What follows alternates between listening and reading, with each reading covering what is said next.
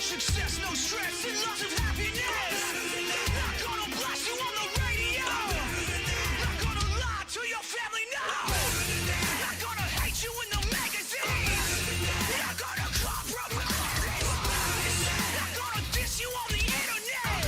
No mama taught me better than that. I'm better than that. I'm a survivor. I'm gonna make it. I will survive. Keep on surviving. I'm a survivor. I'm not gonna give up. I'm not gonna stop. I'm gonna work harder. I'm a survivor. I'm gonna make it. I will survive. Keep on surviving. I'm a survivor. After all of the darkness and sadness, sun comes happiness. If I'm surrounded by positive things, I can't run from it. I'm a survivor. I'm a survivor. I'm gonna make it. I will survive. I'm a survivor. Some things never seem to change, and every day I stay the same. Moonlight swelling through the trees, it never seems to wane. Sometimes I feel like I'm a silhouette, like my imitation leads me towards regret. Sometimes I wish that we had never met. I'm faking every step, stealing all the breath out of my lungs. Got me in the dark speaking in tongues. Tell me, when did this stop being fun? We're undone and uncomfortably numb. You're stealing all the breath out of my lungs. Got me in the dark speaking in tongues. Tell me, when did this stop being fun? We're undone and uncomfortably numb.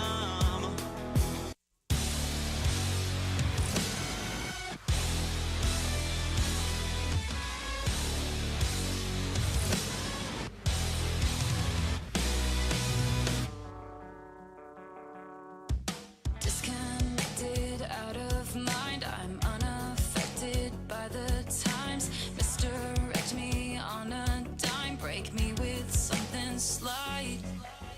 Born in a compromise, raised on white lies. They say the road to hell is paved with gold. At 25 I feel content with caution, dodging my halo. Dodging my halo. Dodging my halo. You're stealing all the breath out of my lungs. Got me in the dark speaking in tongues. Tell me, when did this stop being fun? We're undone and uncomfortably numb. You're stealing all the breath out of my lungs. Got me in the dark speaking in tongues. Tell me, when did this stop being fun? We're undone and uncomfortably numb.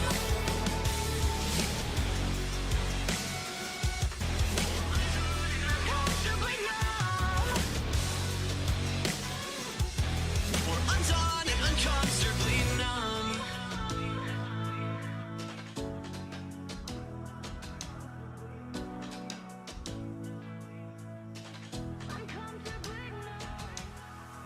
The seasons change, we stay the same, so we're blue in the face. I need the pain to soothe my brain. You're stealing all the breath out of my lungs. Got me in the dark speaking in tongues. Tell me, when did this stop being fun? We're undone and uncomfortably numb. You're stealing all the breath out of my lungs. Got me in the dark speaking in tongues. Tell me, when did this stop being fun?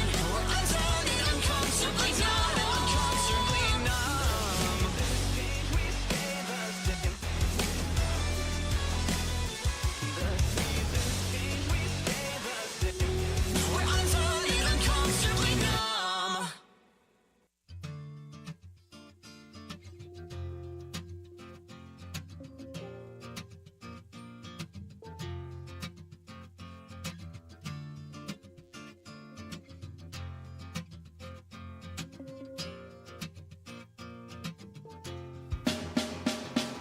I know she said it's alright, but you gon' make it up next time. I know she knows it's not right. There ain't no use in lying. Well,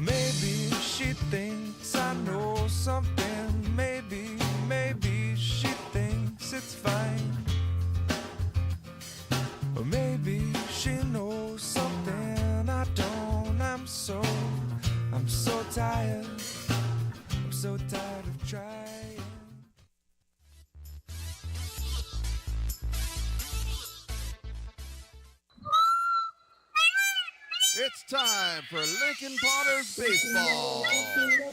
You got to pump it up, but don't you know, pump it up. You've got to pump it up, but don't you know, pump it up. You've got to pump it up, but don't you know, pump it up. You've got to pump it up, but don't you know, pump it up. You've got to pump it up, but don't you know, pump it up. You've got to pump it up, but don't you know, pump Today's it up. broadcast is brought to you by Stones Radio Network. Now let's potter up to the booth. Hello, good evening, and welcome to McBean Stadium in lovely Lincoln, California for another great evening of Lincoln Potters baseball. The Potters are on fire to start the 2024 season. The record's 7-1 after an exciting weekend in which they came back from 6 and 5-run deficits respectively in a pair of wins over Alpha Prime. Tonight they open a week of non-league games beginning with a familiar foe, the West Coast Kings. I'm your play-by-play voice, Mark the Phantom Lowe. I'm here with my engineer, the great Chris Toy, and why don't we get started with a look at the Kings batting order that will face Potters starter, the newcomer, Aiden Perez. Starting off with Mike Cowett at second base. Brandon Clisby's out of New Mexico. He is batting third and catching. Braden Braga, the four-hitter, also out of Cal State Northridge, the same school as Perez. Shane Santaga is hitting in the 6th spot, and then Taylon Hollowell is your DH, and he is batting in the 9th spot. Bruno Condit is the pitcher for the West Coast Kings. Now, just to clear up any confusion, the West Coast Kings have a couple of different teams in their organization. They have the West Coast Kings Black, the Gold, and the Gray. It's the West Coast Kings Black squad that we're facing here tonight. On Saturday, the Kings are back with the Gold squad, and then the team that's actually playing in the Pacific Empire League with the Potters is the West Coast Kings Gray squad. So 3 different squads. They always field a couple of different teams, always have a lot of talent, and they will field one team in the Pacific Empire League along with the Mudcats, the Prune Packers, the Rogues, and the Humboldt Aces, and your Lincoln Potters. Those games will start on June the 18th, I believe. It'll be a big starting off series. It'll be the Humboldt Aces in for 3, or Humboldt Crabs in for 3, and then Medford Rogues will come in for 3. So 6 big games. You can get tickets for those. Go to LincolnPotters.com for tickets and for information. But now we've got Aiden Perez, the newcomer out of Cal State Northridge. He is on, and he will face Ikawa, Hillman, and Clisby, the first 3 hitters for your Lincoln Potters. Aiden out of Modesto, California at 6'4", and Cal State Northridge. Potters with a couple of new faces. We'll get the defensive alignment right after this first batter. First pitch going to come around 6:37, and it is right down the middle, and we are started off with a strike. It is also, well, of course, it's 2 for Tuesday, courtesy of Loomis Basin Brewery and or Loomis Basin Brewing Company, whatever they want to call themselves, it doesn't matter. 2 for 1, and also it is Zebra Night. Lincoln High School, the Fighting Zebras, well represented here tonight. Breaking Ball is also in there for a strike. We've got cheerleaders. We've got the choir sang the national anthem, did a wonderful job. And we've got Lincoln, we got the Zebra, Zeus the Zebra, swing and a miss, got him on strike. So good start for Aiden Perez. He got Ikawa, Mike, with 3 pitches. And with 1 out, Dylan Hillman will be the hitter. And we'll take a look at that Potters defensive alignment. The newcomer Trip Garish is in left, Jacob Doyle in right, Cole Eaton in the middle, in center field, TJ Oster, another newcomer at third. J.R. Freethy taking over at short tonight as Mancy moves over to second, J.T. Walden at first, Cole Dillon behind the plate, and Aiden Perez up on the mound. Breaking Ball's popped up right side. Right field is Doyle giving a little ground and makes the catch. So Hillman hits it on the first pitch down the right field line, and Jacob Doyle collects it. 2 outs, and Brandon Clisby will be the hitter. Brandon out of University of New Mexico. We have a West Coast Kings. It's not really a roster. It's more like a phone list. So I have all their phone numbers. If anybody does really well against us, I will call them and berate them later on. That's popped up out of play from Clisby. Braden Braga, the first baseman, would be next. Clisby, pretty good size up there, the catcher out of New Mexico, against Aiden Perez. Getting his first start for Tyler Robertson and the Lincoln Potters, who are 7-1 on the season.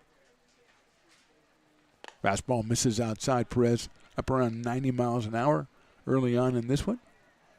See if I know that Tyler Malone perhaps joining the team as a coach today, so we'll check that out when the team comes up to the plate. Outside with a breaking ball. So Zeus is the name of the Fighting Zebra mascot. I did not. My kids went there 8 consecutive years. I'm going to Lincoln events. I had no idea the guy's name was Zeus. Nobody ever introduced us. Bunt down the first base line is foul. So he immediately finds the obstacle course bounce house and checks out down there. He threw the first pitch out to the catcher was the unofficial mayor of Lincoln, Mr. Ray Garcia, although I think his term has expired. Breaking ball, call strike 3.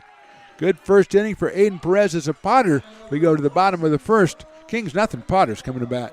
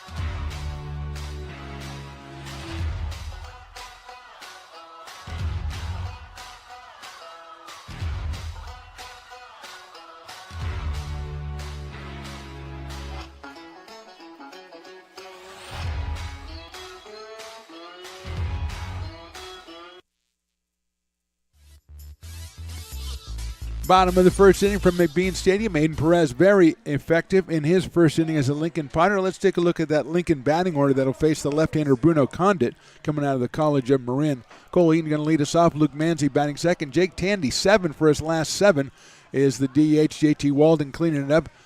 Cole Dillon batting in the 7th spot. TJ Oster and Trip Garish rounding it out at 8 and 9. They're 2 new guys. They're both from the Air Force Academy. So welcome to Lincoln, California, gentlemen.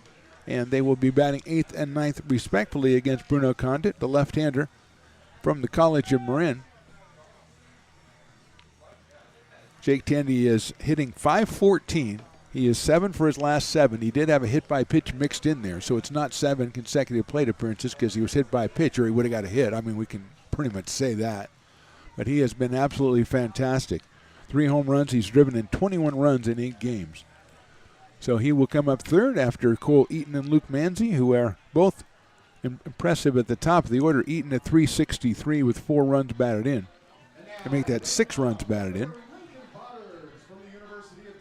Out of University of Tennessee, in Elkhorn, Nebraska for Cole Eaton. One of a couple of really good hometowns in this year's squad. Condit from the windup. Delivers it down the middle for a strike, 0-1.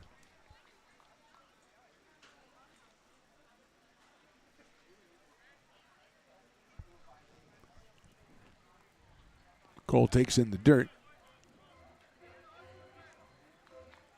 Jordan Georgeson on hand tonight from the Cold Country Media. You read his stuff in the Messenger and the Auburn Journal and every other paper around here. He's just taken over. 1-1 pitch swung on and missed. 3 years ago, was it 3 or was it 4? Anyway, a little while ago, he's an intern here for the Lincoln Potters, and now he's a respected journalist and somewhat respected photojournalist as well. A new father. He's just got it all going on. Breaking ball just misses. Thought we might see the ring up on that one. It's 2-2 on Cole Eaton with Manzi to follow. Nice night. We got a little breeze going on. My people tell me it was blowing out. It just looks like it's blowing. Breaking ball misses 3-2. So 2 for Tuesday, thanks to Loomis Basin. We've got Zebra night out here, and that means that Zeus the Zebra is hanging out with Piper, who's just made an appearance, although they're kind of like keeping their distance right now. 3-2 pitches outside. He works him for a walk. So Cole will go down to first base. And that'll bring up Luke Manzi. 97 degrees, it says on my meteorology report. 13-mile-an-hour winds with the gusts up to 24. But it only feels like 96. So cool down, get my jacket, okay? After this pitch, Chris will take a look at the defensive alignment for the West Coast Kings. As Mancy steps in, Luke at 391. The left-handed hitting second baseman. Lays off that one. It's a little bit too high. So let's take a look at that defensive alignment. We got Santaga in left, Paris in center, Poitras in right, Peruta, Hillman, Aikawa, and Braga are along the infield. Clisby behind the plate, and Bruno Condit is our pitcher. And that one is inside. 2-0 on Luke Mancy. Luke out of University of New Mexico. Says Jamul, California, Jamul. Wasn't familiar with that. I believe it's down by San Diego, is what my people are telling me. 2-0 pitch. Breaking ball. Looks good. It's in there for a strike, 2-1. Eaton with a pretty good lead that time against the left-hander Condit. Real nice crowd out here for a Tuesday night. And of course, we got the Zebras here. And we've got 2 for 1. There goes Eaton. Throw to second base is going to be just a little too late. Clisby with a really nice throw, but didn't get rid of it quickly enough. And he's going to go out and talk to Bruno Condit. He might have been crossed up, which may have caused the hesitation there. But once he let it go, it was right on the money. So Eaton's at second base. Nobody out here in the bottom of the first. 3 balls and 1 strike on Luke Mancy with Red Hot Jake Tandy to follow.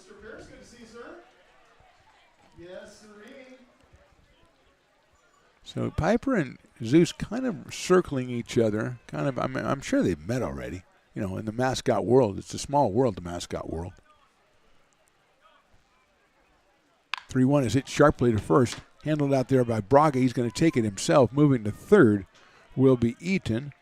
And Mancy is retired for the first out of the inning. Here is Jake Tandy. Jake out of West Sacramento, California, University of the Pacific. Ended up 4 for 4 in our last game on Sunday. The day before that, he was 3 for 4. He made his only out in the last 2 games a fly to center field. That was way back on Saturday. So he is up here with a runner at third base and 1 out. Potter's looking to score first in this one. Jake takes an off-speed pitch in there for a strike. Condit about low 80s for his fastball.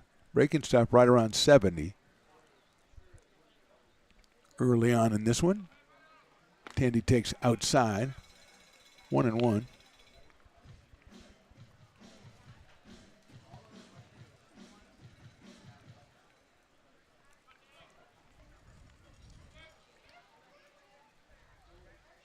Jake takes a fastball in there for a strike. I mentioned Chris Toyo, obviously to my right, the incredible Willie Preston handling the PA job. The duties so well. And then to my left, the interns, current number 1 ranked intern Carson, and number 4, Jason. Check swing, and it's outside. Although Jason came up with a couple of the opposing teams' lineups when no one else had it. Or the roster. He came up with a roster, so he might be on an upward move. Now, Lauren's number 3, she's down doing the events on the field today, so she's got room to make up outside. And I did tell her, Crystal, maybe I shouldn't have mentioned it. I told her she was at number 3 before she went out there. So I don't know if that put pressure on her. We'll see how she does. Again, one of her strengths is her versatility. Tandy swings and misses on an off-speed pitch. So he is out for the first time in a long time, and with 2 outs and a runner on third, it's time for J.T. Walden, the left-hand hitting first baseman. J.T. at 308 for the Potters, 2 home runs. He's driven in 12 runs. There's Zeus hanging out. How you doing, buddy? Nice seeing you. He's got weird eyes. I don't know about Zeus's eyes. He's got those weird kind of like side eyes when he's looking straight at you.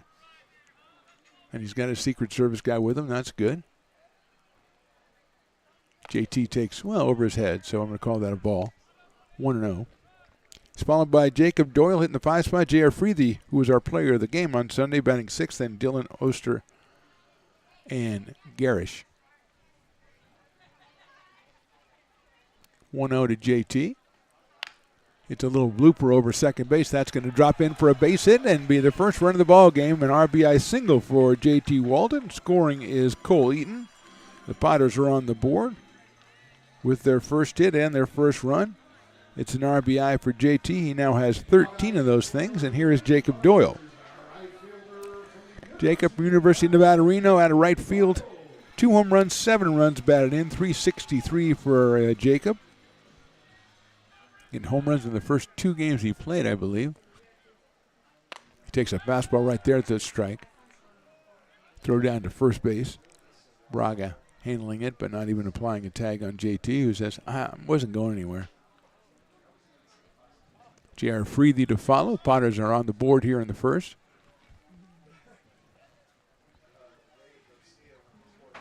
Breaking ball, beautiful pitch in there for a strike. 0-2.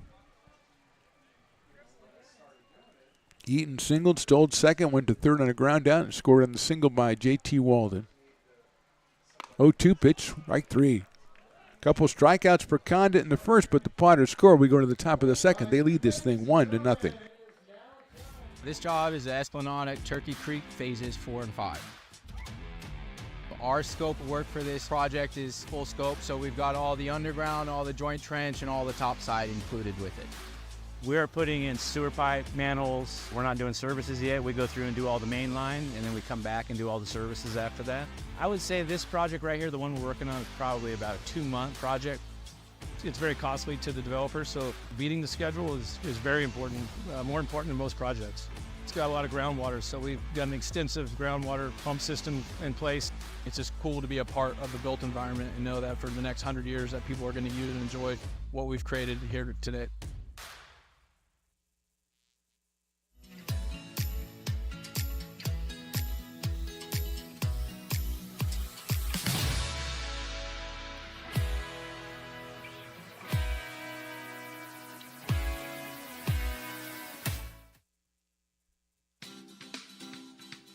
Astro Air Design Incorporated, where you feel the difference. We are a locally owned and operated heating, air conditioning, and custom sheet metal company committed to the highest quality of craftsmanship at a competitive price. Our trained and certified technicians have the knowledge and experience required to install, maintain, or repair your home comfort solutions. Our upfront pricing gives you the peace of mind because you know your price is locked in. Call Astro Air Design Incorporated today. Here in Michigan, we do more than just survive the winter. We thrive during it. You simply can't keep us away from what we love most: great times and amazing beer. The snow transforms the landscape and lays the path for adventures yet to be had. Trails ready to be explored, and freshly groomed hills ready for the first run of the day. And later, as the sun descends, it's time to unwind with great conversation and even better friends. Experience a taste of Michigan winter with Founders Brewing Company, born and brewed in Michigan.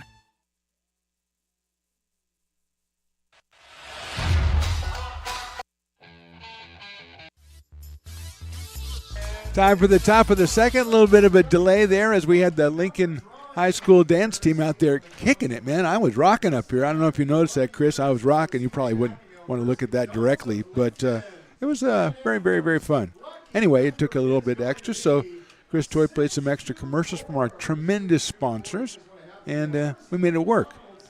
Here's Braden Braga, the first hitter in the top of the second for the Kings. He's playing at first base for West Coast out of University of Hawaii at Chaminade.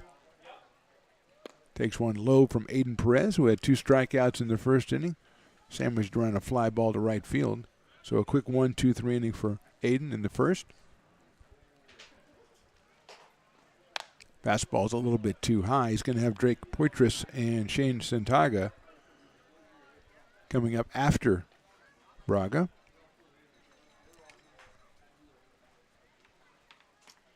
Breaking ball misses, 3-0. So a couple close ones there, but 3 balls and no strikes on Braga.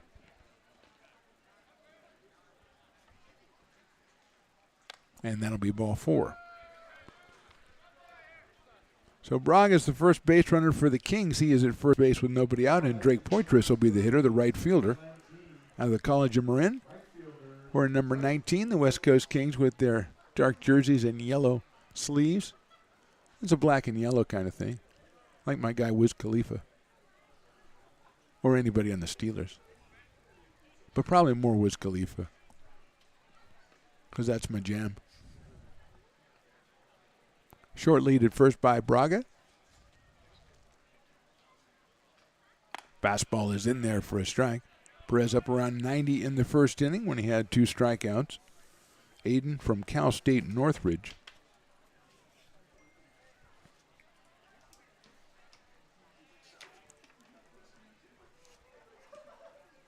Next one swung on and missed.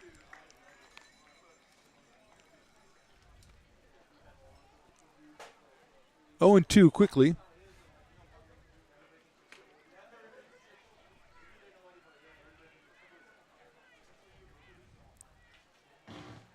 That's fouled out to the right side over there by the VIP section today. The Lincoln Brewers team is out there in the section enjoying all that section has to offer, which is a lot. And it's a great place to watch a ball game from. The Kiln, as it's called. Stays 0-2 to Poitras. Inside corner, did he get it? No, he did not. He did not go around, so it'll be 1 ball and 2 strikes on Drake.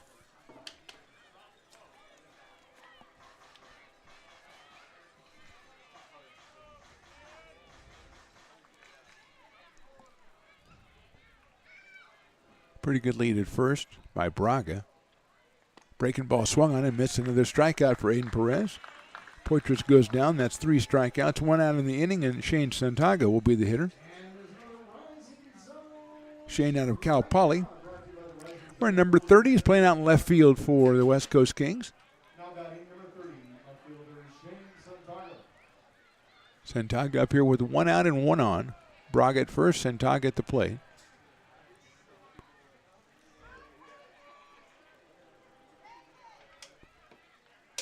High and inside fastball from Perez, who stands about 6'4" out on the mound. He comes to us from Modesto, California.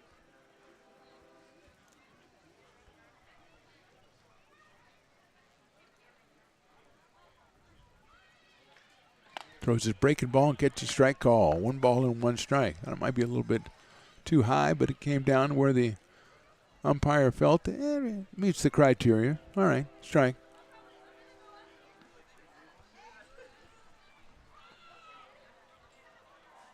Another breaking ball. That's it, a little softly picked up and then bobbled by Perez. He has nobody covering first, and he will be safe. Santaga is safe at first base. A little nubber off the bat. Coming for it was J.T. Walden when Perez was going to have to field it and run himself to first base, but he couldn't make the play. And I will look to my scorekeepers. I'm going to get an error on the pitcher. First error for the Potters. 2 on and 1 out, and that'll bring up Josh Paris, the center fielder, left-handed hitter. Takes a strike. Josh out of Cal State Northridge, so perhaps acquainted with Mr. Perez on the mound.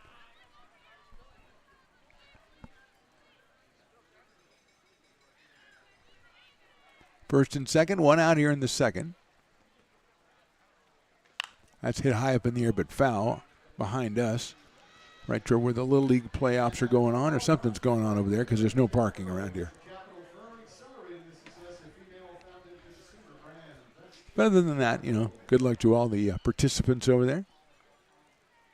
Lincoln Little League.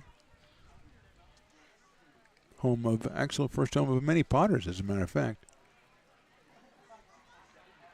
That's hit out. Same direction, but not as far over, so that'll be out in the McBean Park area. Eli Garcia, Isaiah Garcia, Charles Middleton, a couple of them. Brendan Roselle. Craig Schmidt, and others who came along after I was gone, so I don't know about them. Probably Evan Oden, I would think. 1-2 in the dirt. Great block. And a throw back to second base. Good idea by Dillon. Had to be short-hopped by the shortstop, Freethy. Had the good block and got the runner at second. Braga came off thinking it was going to be a pass ball or a wild pitch. And Cole made the stop. Threw behind him, but not in time. 2-2 coming up. Hit sharply down to first. Weldon he's going to go to second for 1, but he throws the ball over the shortstop's head. It's into left field. Here comes Braga around the throw to third. The tag will be made, and he is out at third. So we've got a run scoring here. Braga scores. Santaga tried to go around to third. He was thrown out. Good job by Garish in left field. A beautiful throw. It's an error on the first baseman on the throw. And staying at first base is Josh Paris. I think what JT had was going to make the throw quickly, but he had to wait for Freethy to get over there and then kind of tried to aim it a little bit, and it went over JR's head. So a run in, we end up with a runner at first. Swing and a miss by Ferruta, who is our dueling dogs batter, which means in addition to having 2 for 1 Loomis Basin, we've got dueling dogs here that's half off the rest of the inning if Ferruta strikes out. So a lot going on beer-wise here on a Tuesday night. That's inside for a ball, as it should be, of course. And a really good crowd out here. We've got both bounce houses are working down the left field line. We've got the Brick and Barrel backyard beer garden down the right side. Breaking balls off the glove of the catcher and going to second base will be Paris.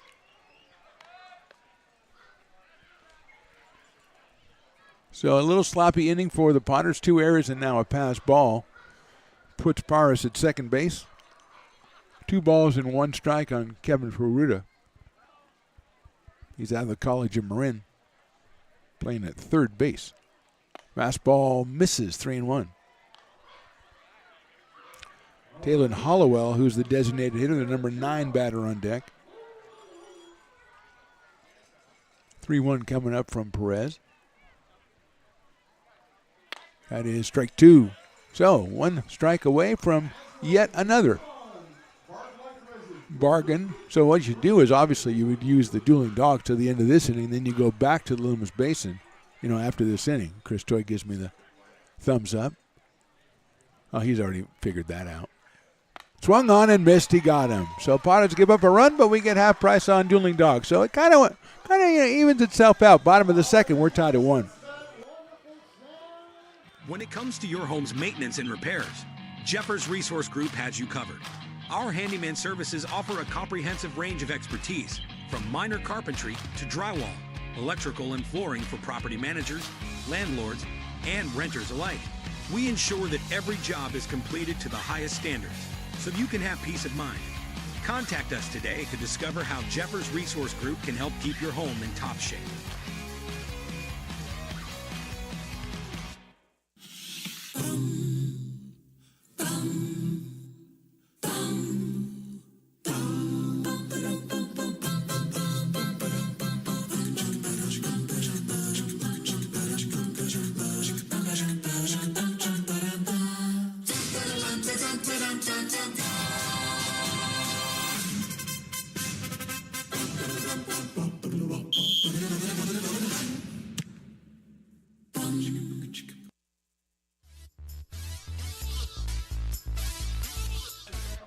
Late to the party because I'm watching the mascot race as Piper is not in last until maybe now.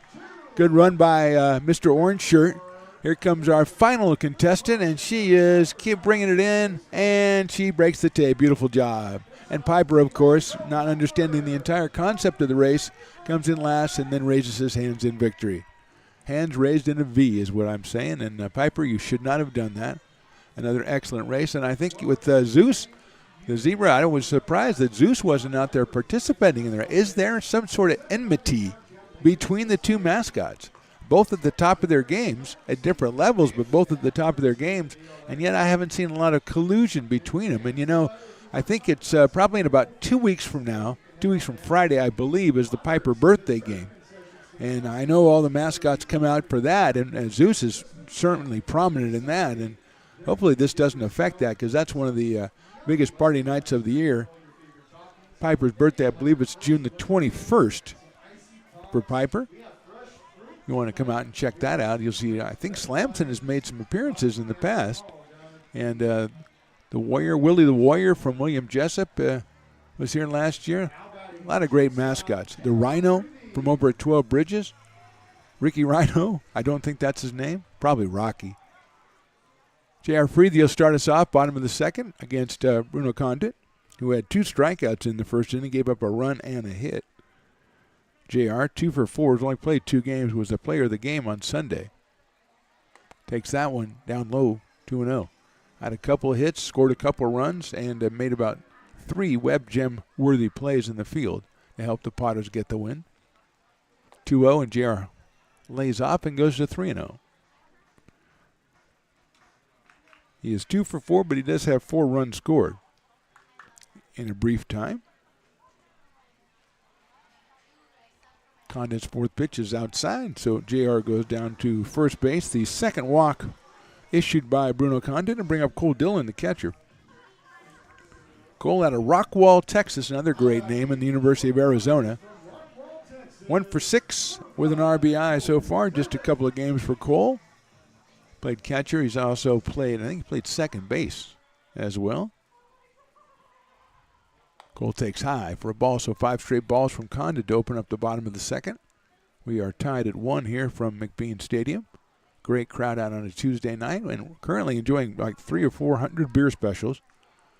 Throw over to first base. We got, of course, it's a 2 for Tuesday, so Loomis Basin steps up. And then the Dueling Dogs batter struck out, so half off on Dueling Dogs for the rest of the inning. Throw over to first base by Condit, and he throws it away. Freethy gets up. He's thinking 3. He rounds second. He's definitely thinking 3. The throw is going to come, but it's going to be way too late, and JR is at third base with nobody out. First error for the Kings, and we've got kind of a mistake-filled first couple of innings here from McBean Stadium, and I don't think the wind is affecting that. I think that was just a poor throw over to first base. Braga tried to flag it down, couldn't do so, had to run it down. Poitras, who's in right field, was too far away to be of much help, and JR never thought about stopping, and he went all the way to third. Next pitch is high, so it's 2-0 on Cole Dillon. He's followed by TJ Oster, the new guy.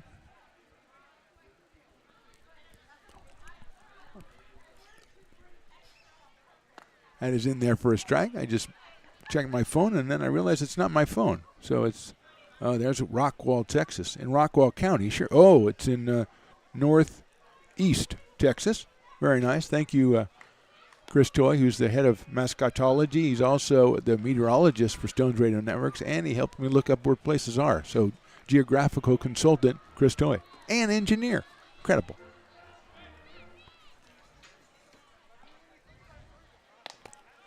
That is ball 4.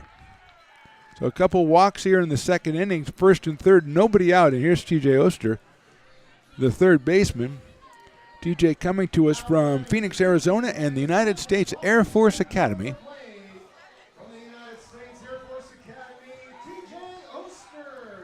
TJ steps in with runners at first and third. His Air Force teammate, Trip Garish, is following him. TJ takes inside for a ball. Freethy at third, Dillon over at first. 3 walks issued by Bruno Condit to go with 2 strikeouts. That one catches the outside corner, so even it up at 1 ball and 1 strike.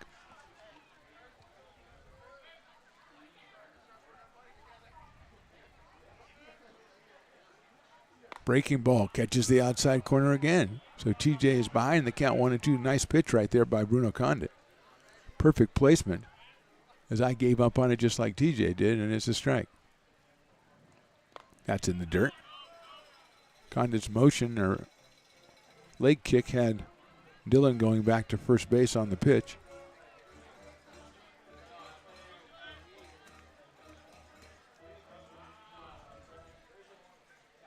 Good lead by Cole over there. TJ takes outside for a ball. Full count, 3 balls and 2 strikes here in the bottom of the second. Potter's off tomorrow. Then the Legacy come back to town for 2 games, Thursday and Friday. Breaking ball's hit out to right field. Moving over is Poitras. He makes a nice running catch, but it'll tag at third. And here comes J.R. Freethy with the second Potter's run. So TJ delivers a sacrifice fly for his first at bat. Gets himself an RBI. The Potters put another run up on the board. Staying at first base was Cole Dillon. And here is Trip Garish. He's out of Belmont, California, also from the United States Air Force Academy. Left-handed hitter. Already had a nice outfield assist through a runner out at third base. So here's Trip, left-hander against left-hander. Takes a breaking ball, misses the inside corner. 1-0, top of the order. That means Cole Eaton on deck. Dillon down at first, 1 out now here in the second. Tripp check swing, and it's a strike. 1-1. So the obstacle course bounce house has gotten crazy. Chris, you know, we saw it earlier in the year. It gets crazy every night. Tripp fouls that one off. It's just insane in there. We got half the people. See, at 5:30, you come into the gate at 5:30. It's happy hour until the first pitch. Half the people go straight to the Brick and Barrel Backyard Beer Garden. The other half, a little younger, go straight to the left side, and they go to the obstacle course bounce house. So it's a really nice division, really. Everybody has their priorities. Breaking ball's hit sharply into right field. That's a base hit for Tripp Garish. Stopping at second is Dillon. And we've got runners at first and second and just 1 out here in the second inning. Second hit for the Potters. Tripp makes a nice debut just like his teammate TJ. And that'll bring up Cole Eaton, who walked his first time up.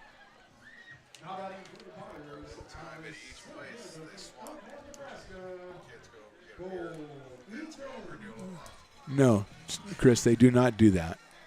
The ones who go to the bounce house do not stop after 2 innings and go to get a beer and vice versa. That is not the way it works. It would be interesting and largely illegal strike on the outside corner. Lincoln High School cheer team doing the 50-50 raffle today. And there are many of them, and they are relentless. And they may wear me down, even though I really couldn't win. Hit out to second base. This could be 2. Over to short for 1 with the glove at first base. They got him at first. Nice play. That's Aikawa, Hillman, and Braga, 4-6-3. Potters score once to take the lead. We go to the top of the third. They're on top, 2-1. Hi, Bill Evans, President of the Placer County Association of Realtors. We're in the store, our conference facilities, an amazing team that helps keep together an amazing organization. And we thank them all.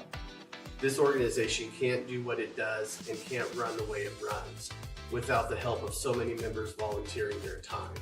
The success of the Placer County Association of Realtors is largely dependent on our active volunteer members to help our organization and industry. The work of our committees greatly impacts our ability to champion efforts across the board and giving back to the Placer County community wherever we can. Like all service organizations, I wanted to serve. And getting involved with the affiliate committee was the perfect way to do that. I love being able to serve my community with my business friends and other leaders and give back to those who are in need.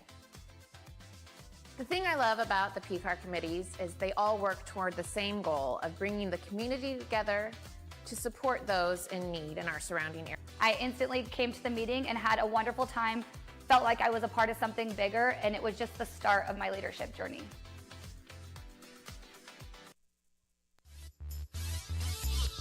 Top of the third inning, the axe throwing contest was not real successful today. 0-4 for both the contestants, but they somehow determined a winner because Lauren's down there doing the job, trying to move up in the intern rankings, in which she's currently sits at number 3.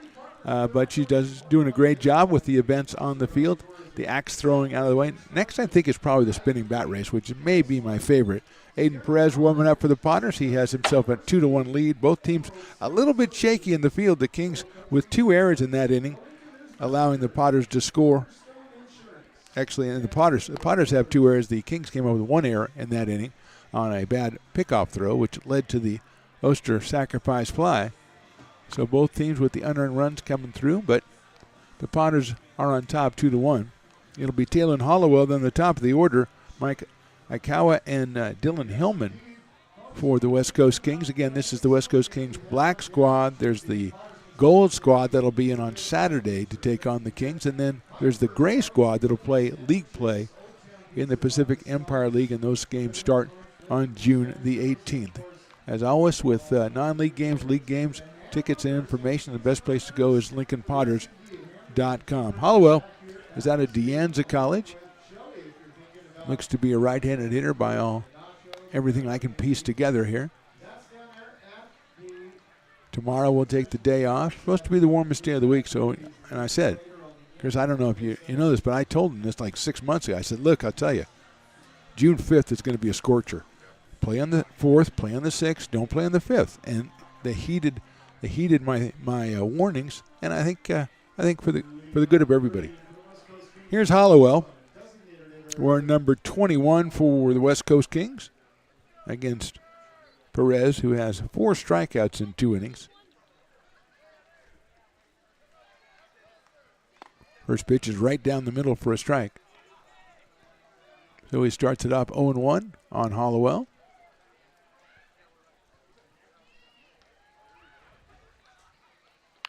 That's a chop foul out of play to our right. Jordan Georgeson doing his photographer thing right in the front row down there. I think he probably takes the camera and asks the people to move aside so he can sit there and take pictures. Then he takes like one picture and puts the camera away and sits there the rest of the game. 0-2 pitch in the dirt.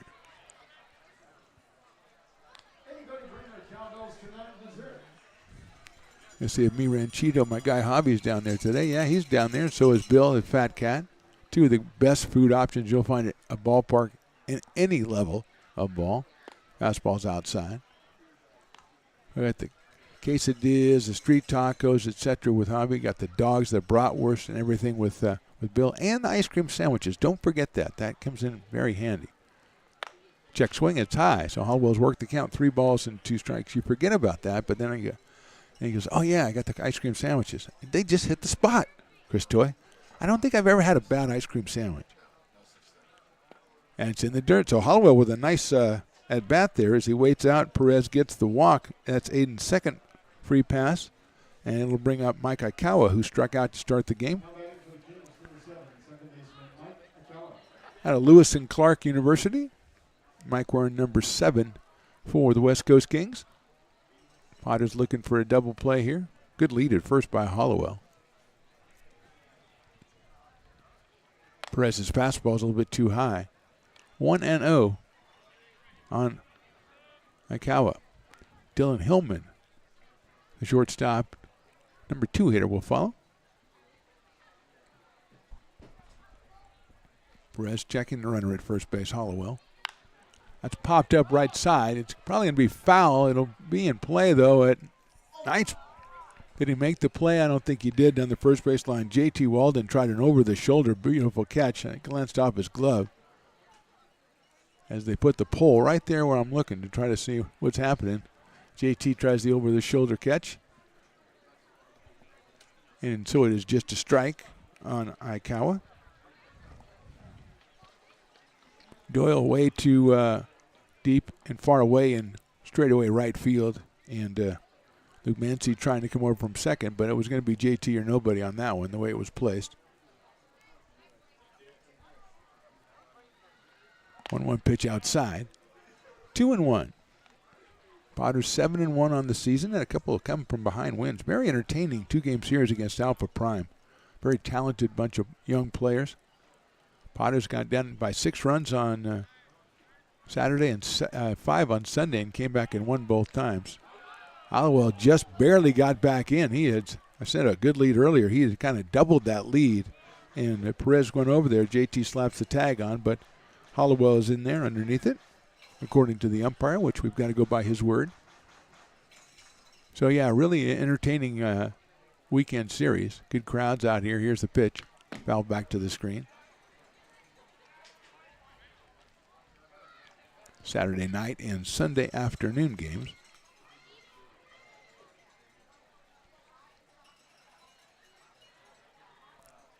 Menlo Legacy has been in a couple times. They'll be back for 2 more later this week, Thursday and Friday. 2-2 coming up from Aiden. Breaking ball swung on and missed. And see if he had fouled it into the catcher's glove, and Dylan held on to it, but the strikeout is recorded. Number 5 for Aiden Perez, and that'll bring up Hillman, who flied to right his first time up. Dylan uncommitted, according to the phone list that I have here. Right-handed hitter steps in here against Perez with Hollowell still on first and still getting a pretty decent lead over there.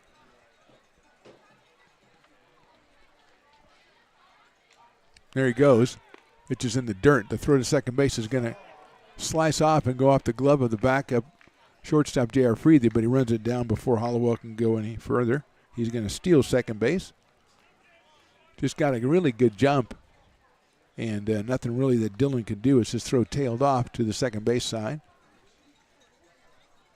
He's in scoring position. Hillman with a 1-ball, no strike count.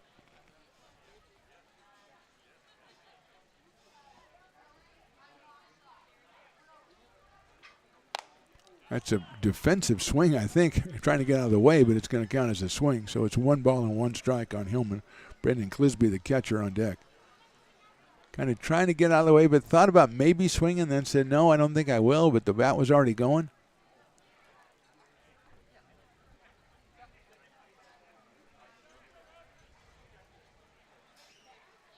That's fouled off. Hopefully that dissuades those 2 young guys from standing behind home plate who are going to be, they don't realize that net kind of gives a little bit when the ball's coming back there. And they have taken off. They've heeded my warning, Chris Toy. I was going to send Chris down there. A little bit of monitoring activity. Little camp counselor kind of situation. Go, hey, you guys want to back up? 1-2 misses outside, low, 2-2. Because that would have been a wake-up call. We've seen that. We've seen the people sitting in the seats and just reacting when the ball comes back there. And they were kind of crowding the area a little bit.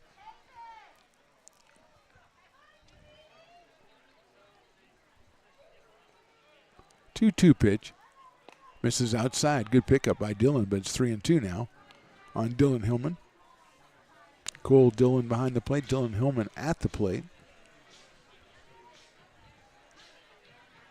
Clisby to follow, then Braden Braga. 3 and 4 in the order for the West Coast Kings.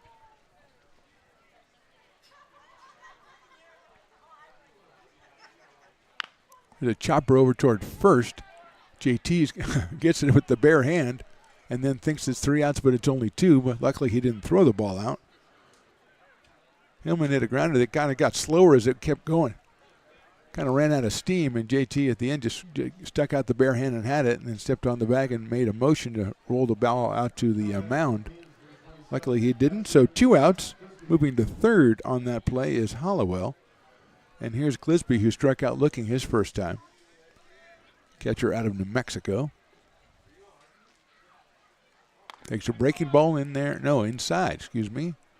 Thought I had this umpire gauged, but that one was inside. 1-0.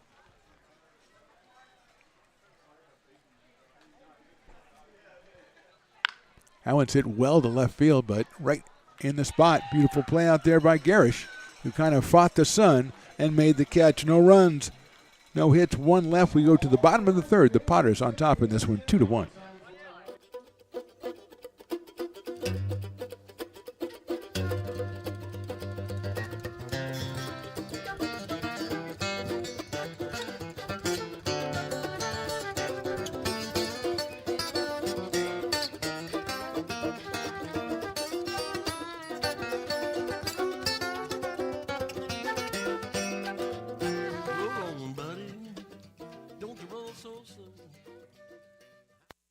Being a laborer means everything. It was what took care of me when I was growing up. It's what takes care of me now. Because of President Biden and the money he's put into infrastructure, the need for our workforce to expand is out of this world. When our members are able to go to work on these big projects that are funded by Biden's economic investments, it means continued growth in their wages, in their pensions, in their health benefits. It means they're going to be able to take care of their families.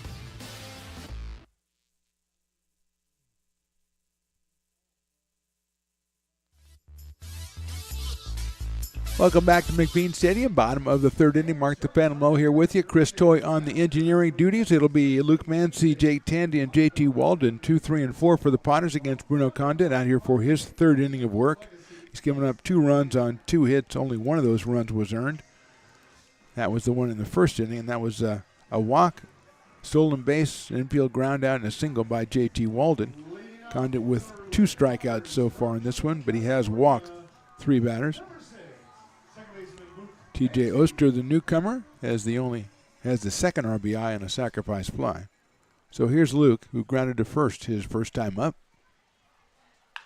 Lines that one right at first for the out. That's Braga over at first base. That one the line drive from Luke Mancy. So 1 out quickly here, and here's Jake Tandy, who snapped a streak of 7 straight hits with a strikeout back in the first inning. So Jake is 0 for 1 in this one. 18 for 36, exactly 500 on the season. Right-handed hitter out of West Sacramento, California, and the University of the Pacific. Takes a low off-speed pitch, gets away from the catcher. That is Brandon Clisby. 1-0.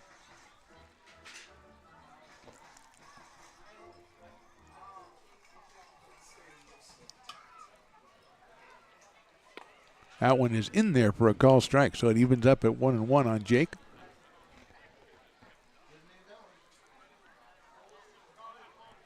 JT Walden to follow. Jake takes that and it's going to hit him.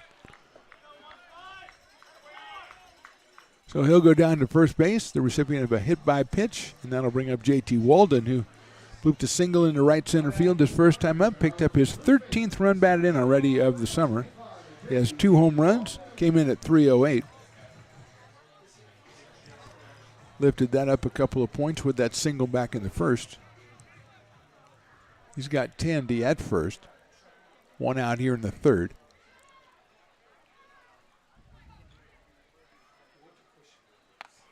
Good looking fastball in the outside corner. That's a strike, 0-1.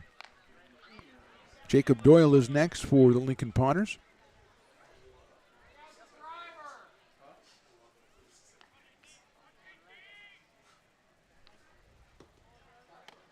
That's in there off speed for a strike, 0-2. No balls, 2 strikes. JT Walden out of USC. Leading at first is Tandy. Pretty decent lead. JT takes low. Look back to the umpire kind of questioning there, but 1 ball and 2 strikes. Like he wasn't sure of his own. It looked low. Maybe not. 1-2.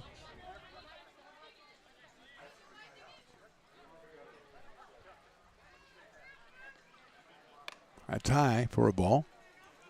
2 balls, 2 strikes on JT. Bottom of the third here from McBean Stadium on a pretty decent night for baseball.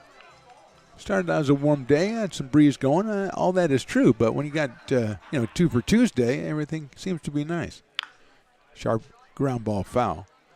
Kind of smooths over the rough spots, if you know what I mean. If it's a 2 for Tuesday, and then the Dueling Dogs batter hits, and then you've got that going for you. So you can stockpile 4 or 5 beers. If you're a wise consumer, and you brought your fridge with you. Condit delivers. JT hits a line drive. That'll be a base hit in the right field. Otris out there. Tandy's going to go all the way to third. The throw is cut off. JT gets back to the bag. So good base running by Jake Tandy. Good hitting by JT Walden. His second hit of the day. Third hit for the Potters, and they've got something going here with first and third and 1 out. And Jacob Doyle, who struck out his first time up, coming up to the plate. Potters look like they might have some action in their bullpen. Doyle out of University of Nevada, Reno.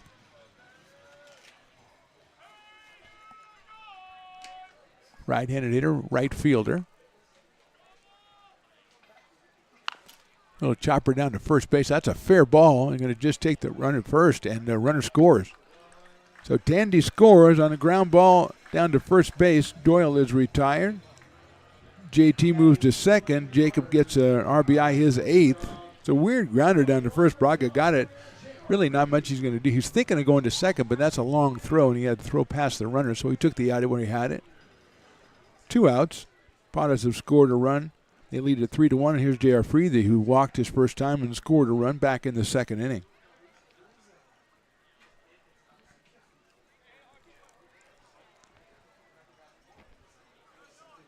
JR 2 for 4 on the season. Takes a big breaking ball and misses the outside corner. Kind of wrapped around there. 1 ball and no strikes on JR. Also from Nevada, Reno.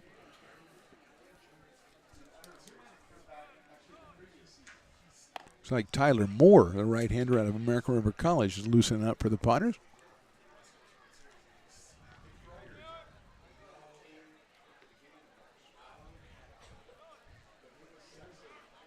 Runner's going. The throw to third is not in time. JT with a good timing steals third base. See, I think it's 2-1. Let's take a look, see if the umpire flash. The scoreboard says 2-1.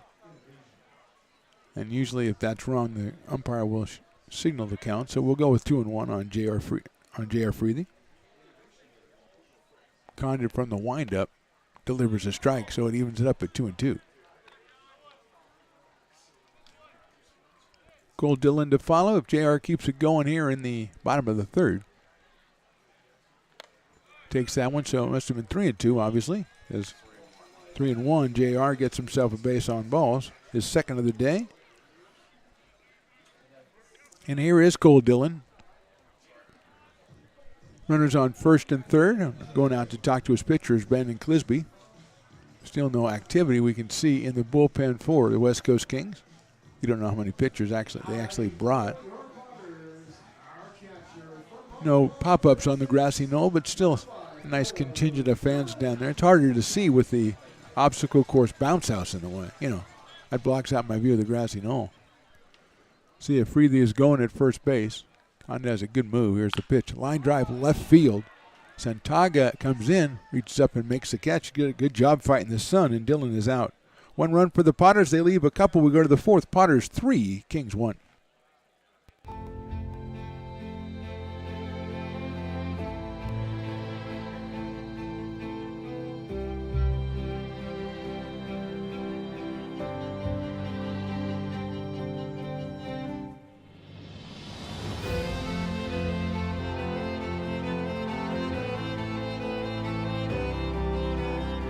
Situated on the corner of Lincoln Boulevard and 5th Street, this iconic building has been the home to several hotels over the decades, the most famous and longest-running of which was the Lincoln Inn.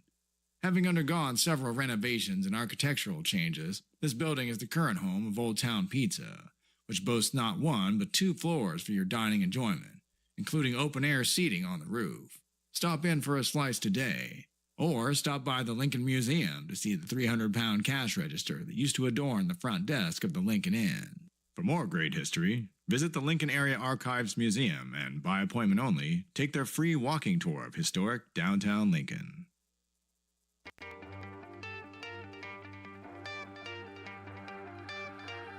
Gooseport Public House.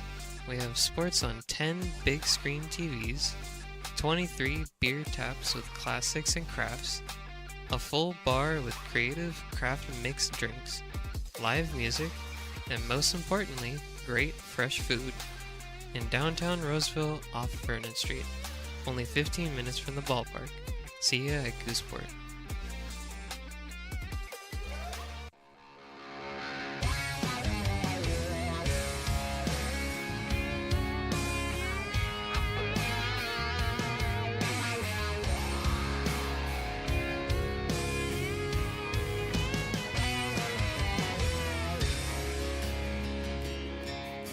Old man knocked on my front door with my teenage boy and a couple more from up the road. He had them by the collar, said he Top of the fourth inning. Potters leading this one 3-1. It'll be Braden Braga, Drake Poitras, and Shane Santaga, the first 3 hitters. And it'll be a new pitcher, and that will be Tyler Moore. Tyler Moore out of American River College, making his second appearance of the summer. He pitched on the 28th, 3 innings, 3 runs, and 3 strikeouts. So the 50-50 is already $880. We're not even to the fourth inning yet, so that is a tremendous number. And the leader of the cheer squad told me that information, which is just like wasting it, why you would tell me. But I actually got it to somebody who got it to the person who knew. So actually we didn't do too bad.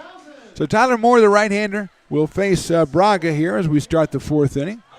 Perez, 3 innings, no hits, 1 run, it was not earned, 2 walks and 5 strikeouts for the product out of Cal State Northridge. So an impressive debut for Aiden, I think, the right-hander, 6'4". So here's Braga, who walked and scored back in the second inning. He has scored the only run for the Kings. Looks like we've got a pinch hitter here, number 20. That is Will Robbins. So Will Robbins will bat for Braga.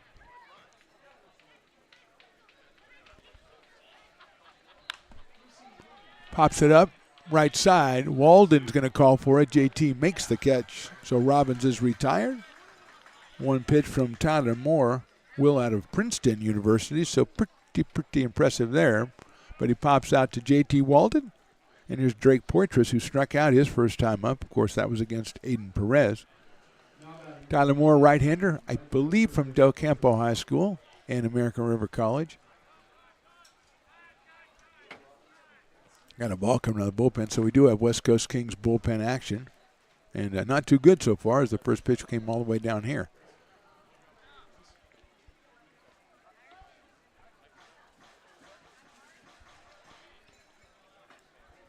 So Poitras 0 for 1. Drake's from the College of Marin. Fastball, nice pitch by Tyler Moore right down the middle for a strike, 0-1.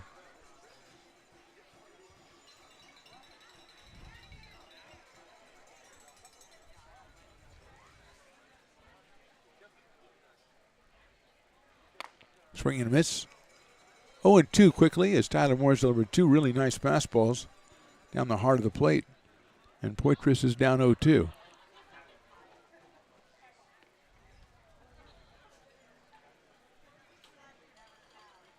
Swing and a miss. Man, found that one in the catcher's glove, but that's an impressive 3 pitches for Tyler Moore. He's got 2 outs, and then I'll bring up Shane Santaga.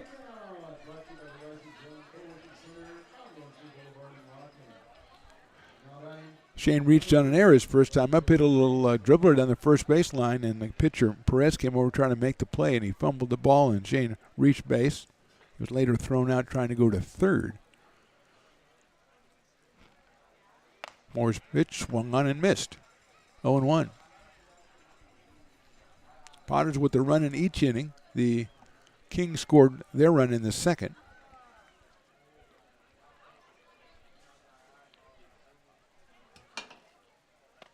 That one is in there again. So 5 straight strikes from Tyler Moore. It's like Brandon Waite is the pitcher that we see warming up for the Kings out of Diablo Valley College. You might be seeing him in the bottom of the 4th. 0-2 pitch by Tyler Moore. Swung on and missed. So what an inning by Tyler Moore. A pop-up and 2 straight strikeouts as he gets up to about 89 miles an hour. 1-2-3. We go to the bottom of the 4th. Potters on top, 3-1. I'm Bill Spear, North Valley president of 5 Star Bank. In a time when business can feel so uncertain, we're here for you every step of the way. I know they have a lot of bells and whistles within their bank, but just the relationship piece here locally on the business side is huge for us. 5 Star treats us like we're number one. They're right there with suggestions, with help. So I have to bank with people that have our mission in mind. We're 5 Star Bank. How can we help you?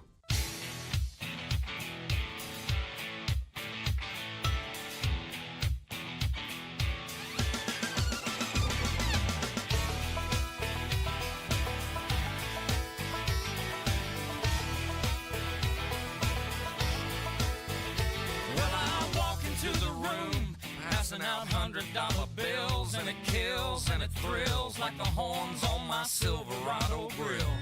And I buy the bar double round.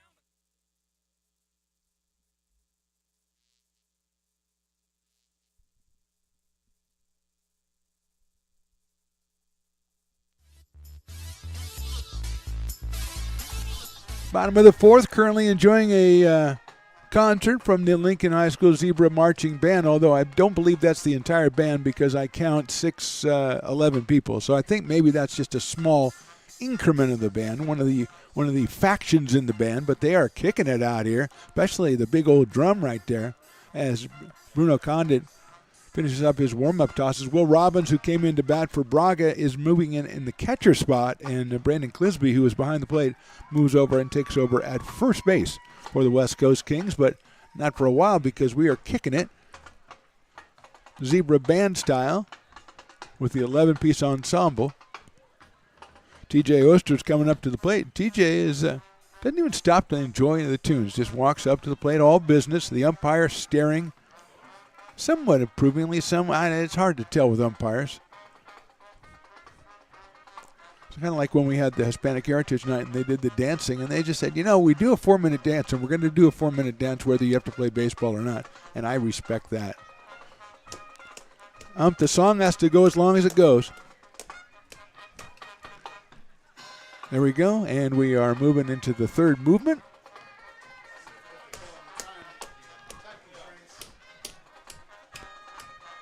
Everybody's going out tonight. That was tremendous. Bravo, bravo, bravo, Lincoln Band. Bravo, it's a Beaver night. It's Zebra night out here. And tremendous performance right there. As we get ready for the bottom of the fourth, Condit still on the mound. He's given up 3 runs on 3 hits. 2 of those runs were earned. The umpire just watching the last band member, making sure they're out of the gate before he starts the game. Good job, ump. So here's TJ to sacrifice fly his first time up. Hits that ball out to center field. Paris going back, reaches up, gets it, and falls down. That one took off in the wind, and Paris in center field. Josh went out there and made a really nice running catch and then fell to the ground. He looks to be okay. As the wind, that's the first time the wind has really affected anything, I think. That ball was hit well by TJ, but I don't think it was hit 400 feet well. So here's Trip Garish, another Air Force Academy ball player who got a single his first time up. Takes that one on the outside corner for a strike on 1. Ball really took off on Josh Paris, but he made a fine catch. Tripp takes on the outside corner again, so Condit starts out 0-2 on Trip Garish.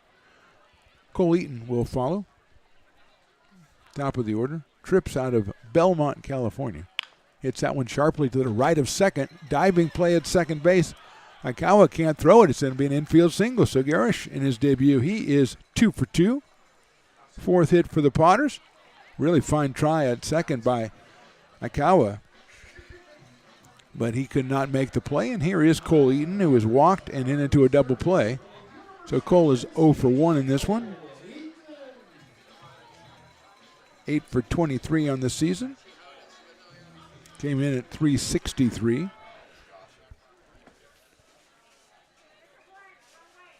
From Elkhorn, Nebraska. Pops that one up right behind us. So it is 0-1. Don't hit it over toward Hobby because he will make the play over there. He's very good defensive player. 0-1.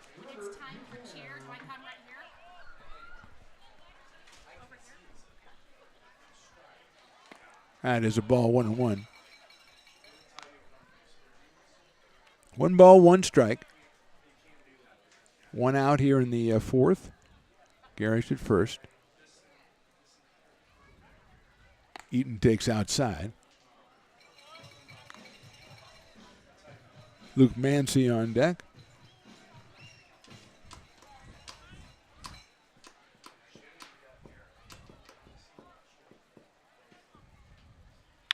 That's sliced into right field. That's a solid base hit. Picked up out there by Poitras, gets it in quickly. Garish kind of tripped around second base, but he gets back in. Cole gets his first hit of the day. 5th hit for the Potters, 2nd in the inning. Garish stops at second base, and here's Luke Mancy, who is grounded to first and lined to first. Robbins is going to go out and talk to his pitcher, Condit. Now, we did see activity in the pen for the Kings. That was Brandon Waite, but nobody up right now. But you have to think that he would be ready to come in at a moment's notice. Jake Tandy moves into the on-deck circle.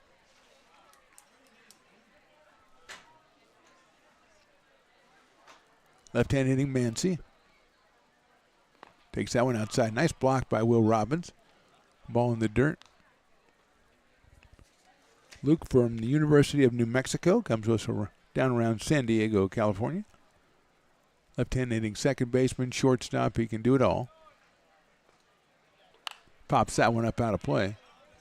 So it's 0-1. Now we have the bands. Members of the band who just concluded, boy, they look drained. They look like they walked in Death Valley. I mean, they left it all on the field. Way to go, Zebras. Mancy pops that one up, and they may have to make a catch, as that might go out. And 3 of the Kings went over to get it, the catcher, the third baseman, the pitcher, and at the end they all just looked at each other, and the ball falls harmlessly. And Mancy, a sigh of relief there, as that could have been the out. Robbins went over, and so did Ferruta from third, and then the pitcher, Condit, came in, and they all kind of looked at each other. Perhaps playing them. They might be playing the first game of the season, so not really used to each other just yet. Chopper down to first base. They're going to go to second with that one. Did he get him at second? Yes, he did, and throw it back to first. Nobody there, and here comes the runner in from third, and he will score. So Garish takes advantage of a bad throw.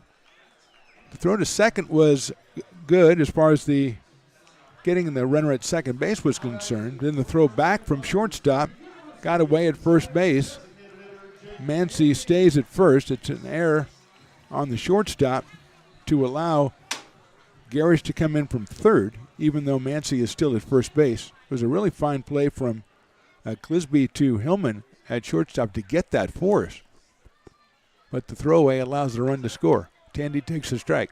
Jake is struck out and hit by a pitch. He is 0 for 1. A cool 500 for the season with 21 runs batted in for Jake.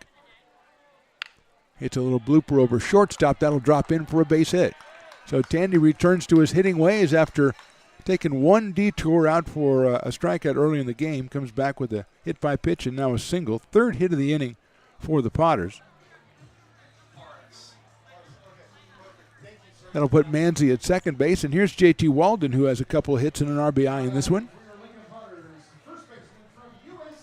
J.T. with a single in the first inning, drove in a run. A single in the third inning, got as far as third base before Cole Dillon flew out to end the inning. Left-hander against left-hander. Bruno Condit's been out there for 3 2/3 innings, giving up 6 hits and 4 runs, 3 of them earned. Actually, 2 of them earned because that last one would not have been earned. It is a strike to J.T. Walden.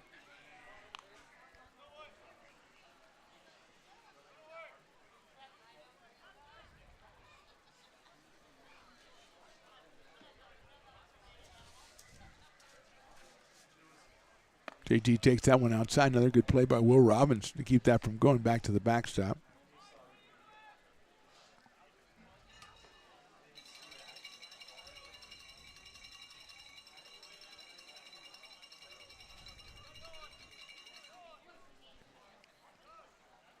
That is a strike. 1 and 2. I think that run would be earned, though, because Garish was at third base and he scored on an overthrow, but even if the throw wasn't made to first base, he would have scored on the Tandy single. So I'll talk to the great Max Greenfield and find out how that's scored. Chopper up the middle. That may find an opening. It does. Here comes a run around third, picked up in center field. The throw is a little bit offline, and that is an RBI single for J.T. Walden. Mancy scores. Tandy's going to stop at second. JT has his third hit and his second run batted in. The Potters score twice in the inning, and they lead at 5-1. 4 hits now in the inning for the Lincoln Potters, and Jacob Doyle is the next hitter.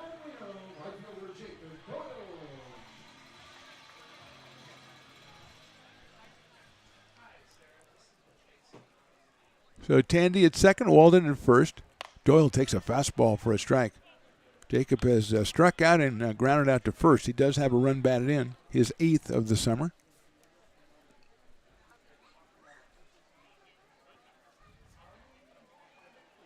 Swing and a miss at that one. 0-2. He's followed by J.R. Freely for the Potters, who have put up 2 here in the 4th. They lead at 5-1.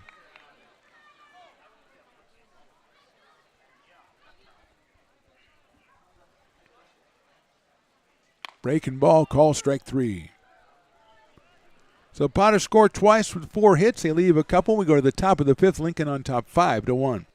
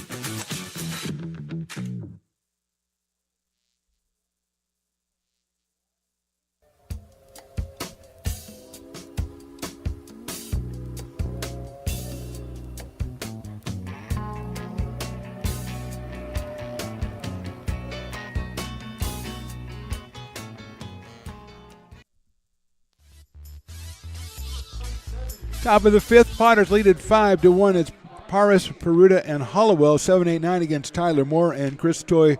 We have a possibility of a trifecta of beer specials. Now, we already have 2 for 1 on Loomis Basin Brewery. We already have that all night. We have the Dueling Dogs batter, which is Kevin Peruta. He'll come up second in this inning. But we also have the Farmers' fifth inning, which means if the first batter in the fifth inning for the West Coast Kings makes an out, any type of out, it's half off Farmers Brewing Company. So what we've got is we've already got 1 beer special underneath it. If we can get the first out here and strike out the Dueling Dogs batter again, we could have 3 beer specials going on at the same time. Yes, representing all the breweries that are on board with us, this is no better way to thank them than have them all give their specials out at one time. It's fantastic. I hope Willie knows about this, because this is something he's going to have to make known to people. I was already told everybody about the Farmer's Fifth, because nobody understands about that until you're here and you participate and you know about the Farmer's Fifth. I know about it. It's only started this year. I forgot most of the time, but today is just a perfect storm, as we've already got Loomis Basin on board. Hopefully we'll get Farmers and then Dueling Dogs to round it out. It could be 3 beer specials at once. Josh Paris will be the first hitter. Reached on an error. Logan Bell warming up in the bullpen. Our buddy Logan Bell out of Lisbon, Ohio, I believe. Yes. We got Farmers Brewers coming up right now. So if we can get Josh Paris out, nothing against Josh, of course, but if we could, then we're on 2 beer specials, and then we move on to a possible third. Oh, man, it's exciting. Josh reached on an error back in the second. First pitch is a fastball, misses outside. Come on, Rump. Josh comes to us from Cal State Northridge. Left-handed hitter out in center field, made a nice running catch in the bottom of the fourth. Swings and misses at that one. 0-1.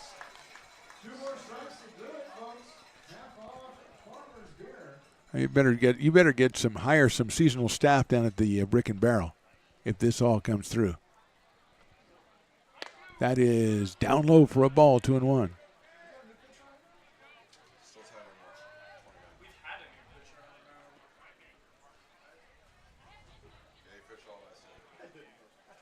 Two-1 pitch. Hit well to right field. Doyle, though, giving a little ground, reaches up, makes the catch. And so, folks, it's 2 beer specials have been energized. So 1 more if we can get Peruta to strike out. No offense. That would be 3 beer specials at once, which I don't think has ever been done, Chris Toy, in the history of the Lincoln Potters. So half off Farmers. We've got Loomis Basin half off already, and now possibly Dueling Dogs. A lot of pressure on Tyler Moore, which isn't fair for the kid. Swing and a miss. We're 1/3 of the way toward triple trifecta beer special. There's got to be a special T-shirt or some sort of horn that you... Oh, man, I'm too excited for that. That's down in the dirt, ball 1. Wouldn't hurt the umpire to expand the strike zone a little bit on this. It's a special occasion. Stop it, Chris Toy. You are not a good dog barker.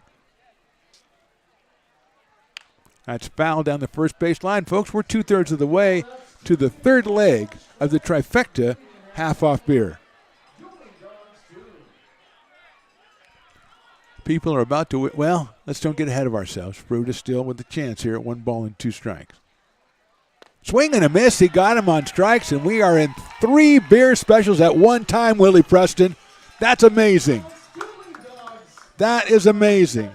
Get over there, everybody. Get moving. It doesn't matter where you go. Just give me anything on tap. It's half off. What a day. 3rd strikeout for Tyler Moore. What a day this is. It's like a confluence or whatever they call that thing when all the planets are together or lined up or something. That's exactly what we have here today, like 3-body problem or something like that. 3-beer problem. 0-1 on Hollowell, who got a base on balls his first time up. Dylan is the designated hitter out of De Anza College. Pops that one up 0-2.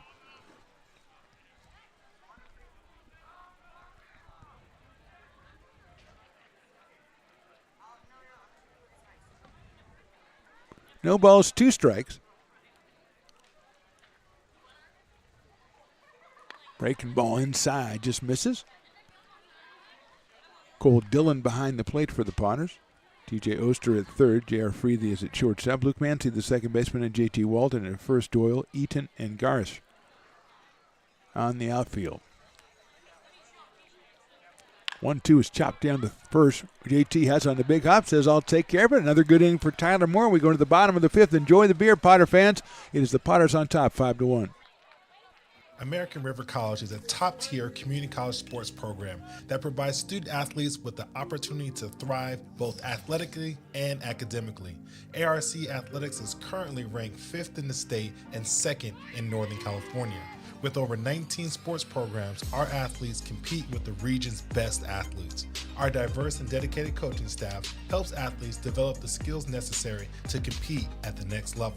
Start your community college athletics journey with us. American River College, Sacramento's best athletic program.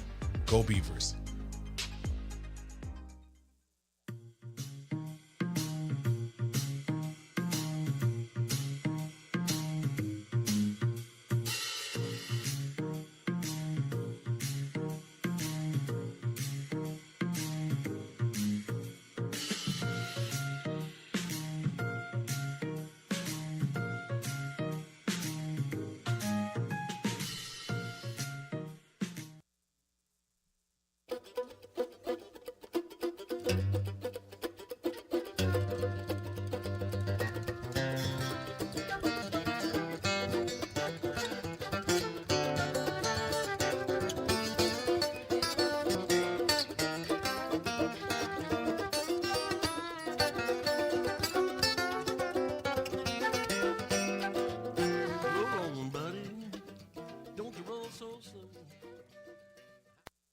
Being a laborer means everything.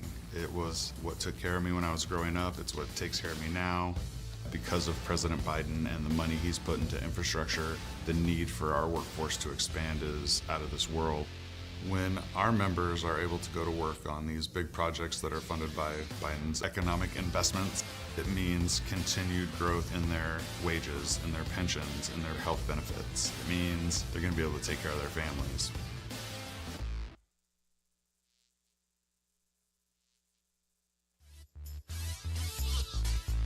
Bottom of the 5th inning, Potter fans in the throes of a 3-way beer special, and Brandon Wade is the new pitcher. No connection between those two facts out of Diablo Valley College. Bruno Condit went 4 innings, gave up 7 hits, 5 runs, 4 earned, 5 walks, and 3 strikeouts. And he pitched pretty well for the first 3 innings, gave up 4 hits and a couple of runs in that 4th inning. J.R. Freethy will be the first hitter against the new pitcher.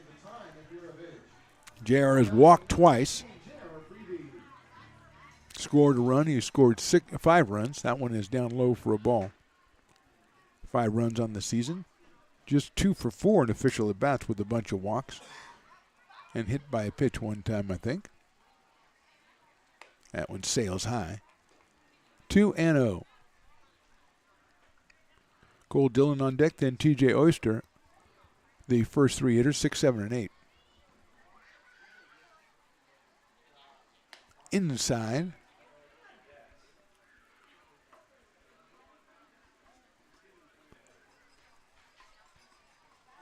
Three and one quickly on JR.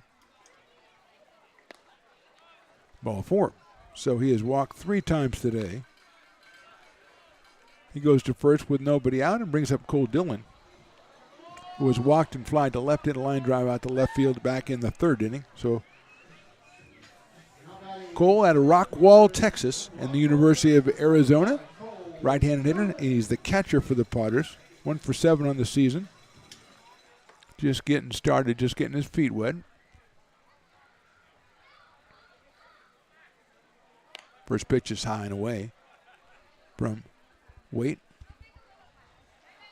Will Robbins is going to go out and talk to him, kind of settle him down as he's come on in the 5th inning here. Potters leading this one 5-1.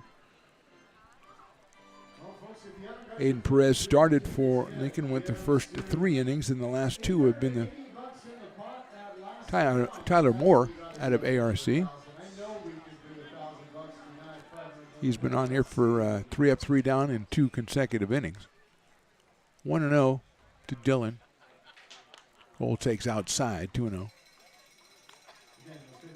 Lincoln High cheer team just getting done with their performance between innings on Zebra Night. That one is in there for a strike. 2-1.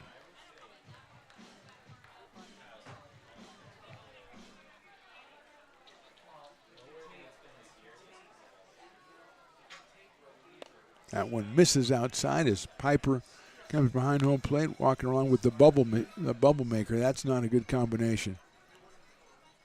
3-1 on Cole Dillon. Freely with the walk. He is at first base. That is inside, ball 4. So 2 consecutive walks from Brandon Waite. Puts runners at first and second. Brings up TJ Oster. TJ with a sacrifice fly in the second. Fly to center, deep center in the fourth. Out of the Air Force Academy in Phoenix, Arizona.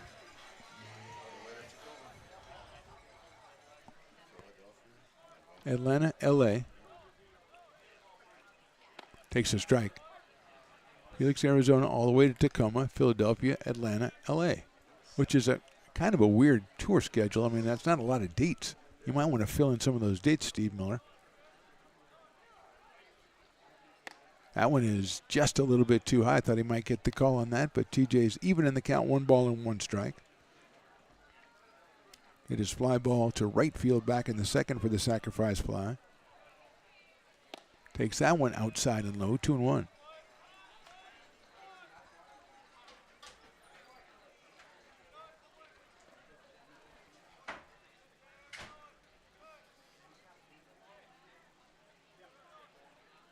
Swing and a miss. Wade delivers that one low and inside. Swing and a miss by TJ, so it's 2 balls and 2 strikes. Wade up about 81, 82 miles an hour with the fastball. That one is outside and blocked by Will Robbins. Runners are going to stay put as we move to a full count here. 2 walks to open the inning. Now a full count on TJ Oster.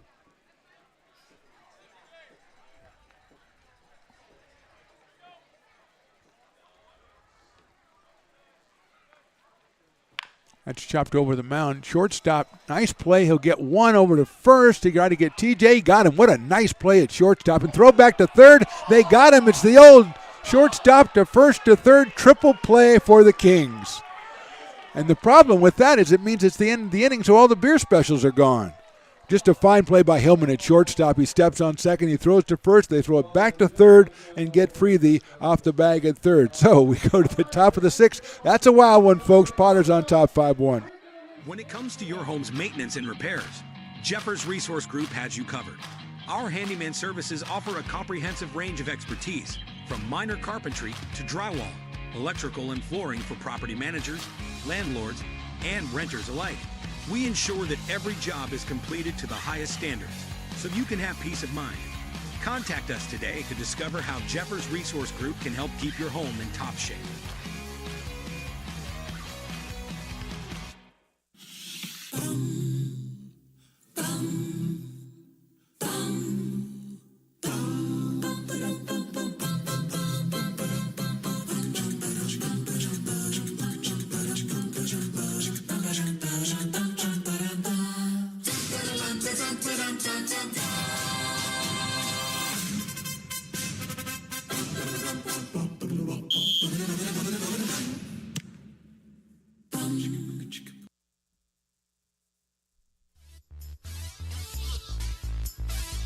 Enjoying the Piper Dance Contest, complete with bubbles, 3 members of a baseball team, a woman with a baby, and just assorted motley crew is what we have there. What a play by the West Coast Kings. A ground ball up the middle, looked like it was headed for center field. Hillman with a tremendous stab, stepped on second, threw it to first to Clisby. Clisby throws it back to Peruta at third and gets J.R. Freethy rounding the bag. Just an excellent throw by Clisby.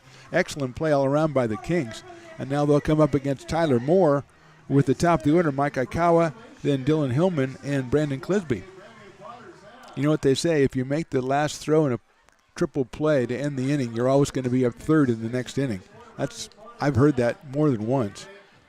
And that's the situation here today with Aikawa, who's got a couple of strikeouts, leading us off. Mike's at second base today.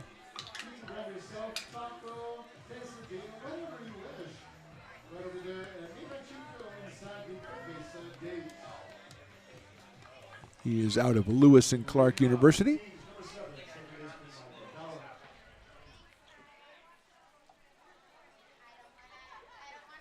Look out, that one is over the head of Aikawa. He very wisely doesn't swing, so he is ahead in the count, 1 ball and no strikes.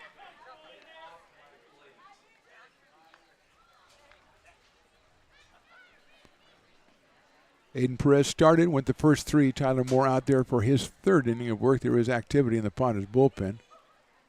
That one also over the top this time of the catcher, so it's 2-0 on 2 balls that have gone to the backstop. I guess if you're going to get a ball, you might as well get a real one.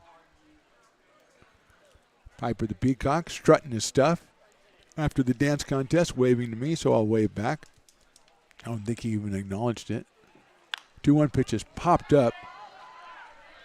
Catcher Dillon, first baseman Walden, and it drops just on the other side of the gate right there. That's very close, and the person there didn't even make a play. She's on the phone. That happens occasionally. Jake McCowan looks like he is warming up in the pen. Also, well, we had Logan Bell earlier, but now Jake, who we saw just the other day, went 2 innings and gave up 1 hit and struck out 2. That was on the first against Alpha Prime. That one is down low for a ball, 3-1. Leading off the top of the 6th inning here. 5-1 in favor of the Potters. That's hit well to left field. Moving over is Garish, and Tripp will make the catch. Kind of sounded better than it was, and Tripp was not fooled at all. He made the play in left field, so Tyler Moore comes back from 2 pretty bad first 2 pitches, comes back and gets Aikawa on a fly ball to left. It'll bring up Dylan Hillman, fresh off his tremendous play to start that triple play. He is flied to right and grounded to first. Dylan from, well, we said uncommitted. Takes a ball in the dirt, goes back to the backstop. Rolls back to Hillman's foot. 1 ball and no strikes. Brandon Clisby will follow. Started at catcher. He is now the first baseman. Moore's pitch is swung on and missed.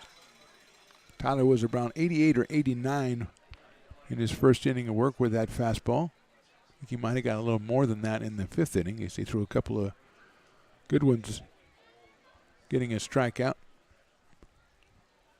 Swing and a miss right there. 1-2.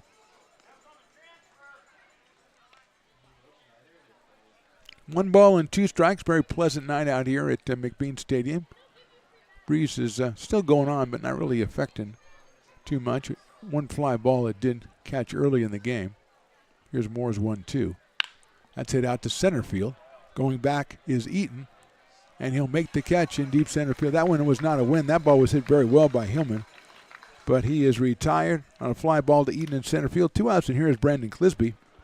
We said started off in behind the plate, moved out to first base. He is struck out looking and lined out to left, so he is 0 for 2. Brandon's out of New Mexico, University of New Mexico, home of Potter legend Chase Weisenborn and other Potters. Jeffrey David also did some time there. And of course, got some Potters now from New Mexico. Luke Mancy. Clisby takes outside for a ball. It's 1-0.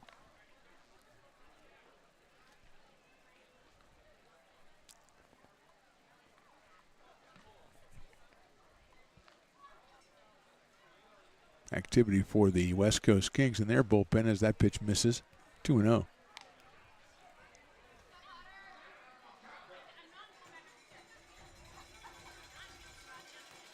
Although if I'm Brandon Wade, I'm out there. Look, I got a triple play. What do you want?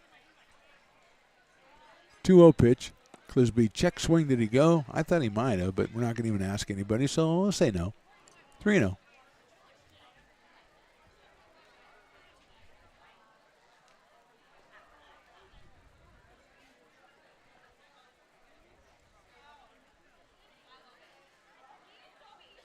That's hit out to right center field. Moving over is Doyle. Still moving over. Reaches out. Dives. Did he make the play? I think he did. Jacob Doyle. What a play in right center field. Clisby's just going to run the bases just in case it gets waved off. But Jacob Doyle, a great diving catch to his right in right center field to rob Clisby of at least 2, maybe 3 bases. So left field, center field, right field all get their action in the 6th. We go to the bottom of the 6th. Potters still on top, 5-1. Astro Air Design Incorporated, where you feel the difference. We are a locally owned and operated heating, air conditioning, and custom sheet metal company committed to the highest quality of craftsmanship at a competitive price. Our trained and certified technicians have the knowledge and experience required to install, maintain, or repair your home comfort solutions. Our upfront pricing gives you the peace of mind because you know your price is locked in. Call Astro Air Design Incorporated today. Here in Michigan, we do more than just survive the winter. We thrive during it. You simply can't keep us away from what we love most: great times and amazing beer. The snow transforms the landscape and lays the path for adventures yet to be had. Trails ready to be explored, and freshly groomed hills ready for the first run of the day. And later, as the sun descends, it's time to unwind with great conversation and even better friends. Experience a taste of Michigan winter with Founders Brewing Company, born and brewed in Michigan.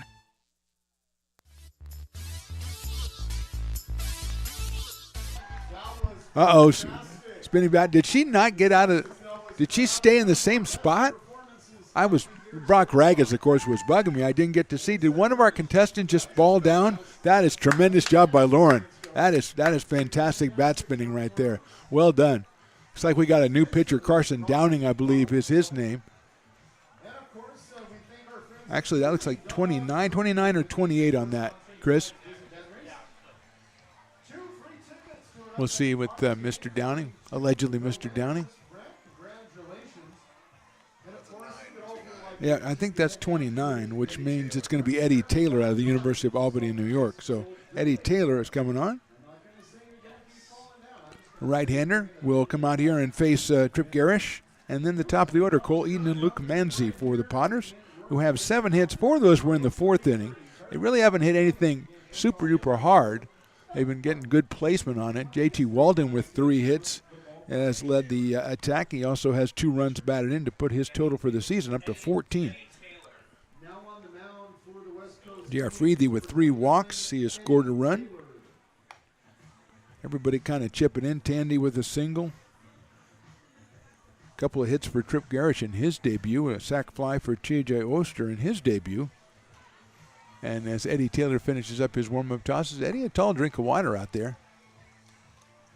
Ball goes down to second and eventually finds its way to center field, as most of them do on throwdowns to second base. So here's Tripp. He is 2 for 2. He comes to us from Belmont, California, by way of the United States Air Force Academy. I believe he and TJ are here for just a couple of weeks, according to Tyler Robertson. A very sad day, Chris Toyas. My bar trivia team that I usually play on Tuesday nights before Potter season was first place at halftime, came in 3rd. It's a difference between winning 3 drink tokens and 1 drink token. And putting, you're accumulating points for the Tournament of Champions at the end of the year. So it's a big deal. Tripp takes inside for a ball. 1-0. Well, I would say that they missed me a lot, but actually I wasn't really contributing that much. Although last week they missed second place by 2 points, and I did have 2 of the answers that they would have needed. Well, because my son let him, it was a musical thing, and it was obviously White Rabbit because it was colors. So he let them talk him into saying that was Jefferson Starship when he knows it's Jefferson Airplane. He knows that. I think I have the album in the garage somewhere. And I don't know. He said, they talked me into it. I said, who talked you into that? Who could talk you out of that? I've taught you better than that. I was a little bit angry with him. But they came in 3rd this week. And the word was he was doing real well in the music ones. And so, sometimes it's the general information stuff that throws you off. Outside for a ball. 2-1 to Tripp. Yeah, that one, I don't know how you come back from that.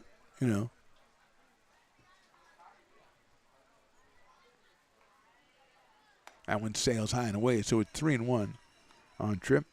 I mean, it's like when you train like 4 years for the Olympics and you come out, you miss third place by like 18 thousandths of a second or something like that. You don't come back from that unless you come back 4 years later. But, I mean, that's a lot of time. Fouled out of play, 3-2. And that'll weigh on you. Everybody's talking. All your friends are bugging you about it. Oh, I was late by 18 thousandths of a second. Oh, I'm sorry. I should have been here 18,000 seconds of a second ago. It would get to be annoying. Let's just make it 18 hundredths of a second. That'll make it easier. They wouldn't let you forget. If they're real friends, they wouldn't let you forget. Inside ball 4. So Tripp is on for the third time today, this time via the base on balls. The first batter faced by Eddie Taylor. The second one will be Cole Eaton, the leadoff hitter, who was walked, hit into a double play, and singled. So the West Coast Kings trailing 5-1 on the scoreboard, but they do have a double play and a triple play tonight. So, I mean, that's what's pretty good. You can take that home with you. You can kind of live with that.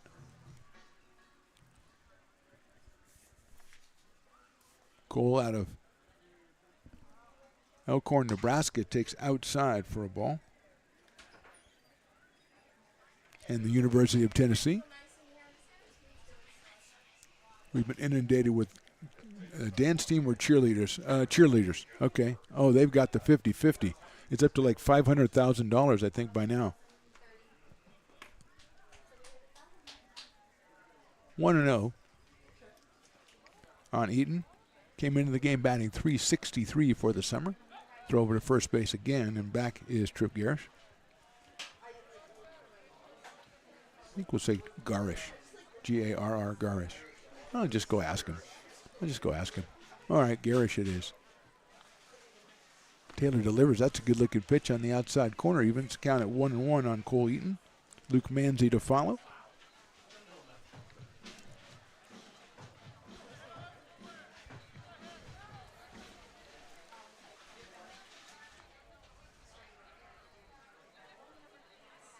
Throw over to first again, just getting in under the tag is Garish. He's singled twice, first in the second and in the fourth. He scored in the fourth, and now he's walked to open the bottom of the sixth. Potter's holding on to a 5-1 lead here. Breaking ball, misses outside.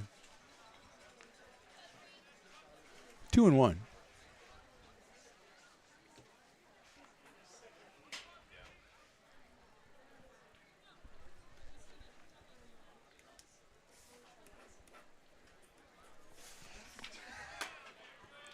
Three and one.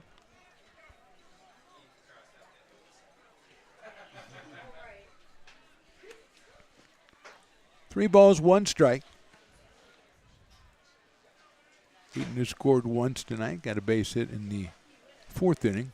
Walked and scored in the first. Swings and misses at that one. Taylor's fastball.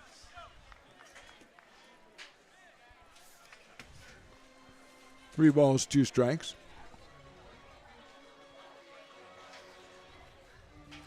Potters with some activity in their pen. Looks like both teams are loosening somebody up. Potters have had two. Perez and Moore have both gone 3 innings.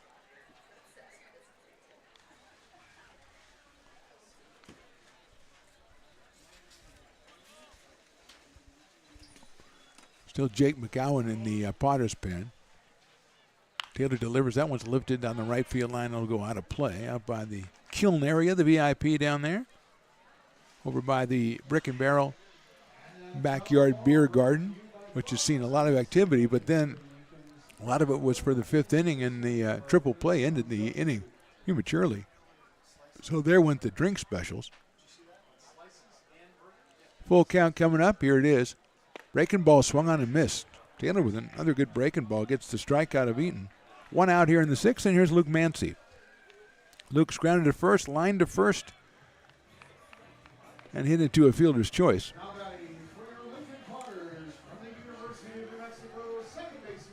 Out of the University of New Mexico, Luke Manzi came in at .391. Left-hand hitting second baseman as the throw goes over to first base, and Garish is back in.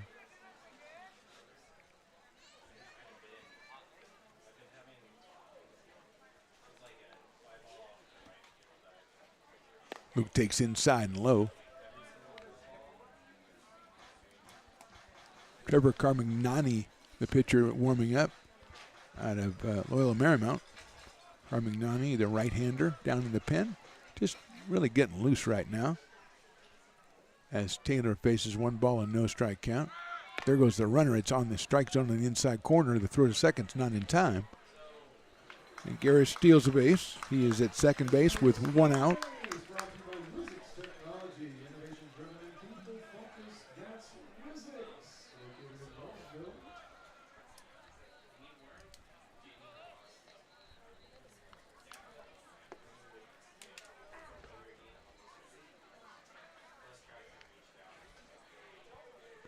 One ball, 1 strike on Mancy. Jake Tandy to follow. Meeting at the mound here. I think we might have a new catcher for the West Coast Kings. I don't think that's number 20 anymore.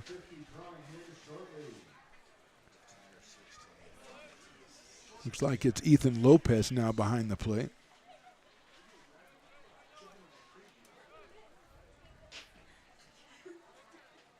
Breaking ball's hit down to first base. That is a foul ball. So Ethan Lopez out of the College of San Mateo is taking over catching duties for the Kings.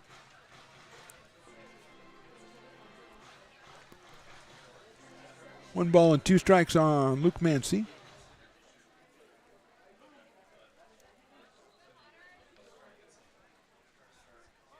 He's got Garish at second base.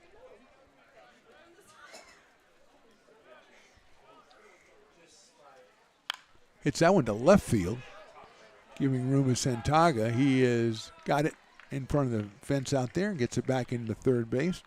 So Mancy flies to left for the second out here in the 6th inning, and I'll bring up Jake Tandy. Jake struck out in the first, then was hit by a pitch in third and got back on the hit parade with a single in the 4th inning, so he is 1 for 2. Back over 500 at 19 for 37 on the season. 3 home runs, 21 runs batted in.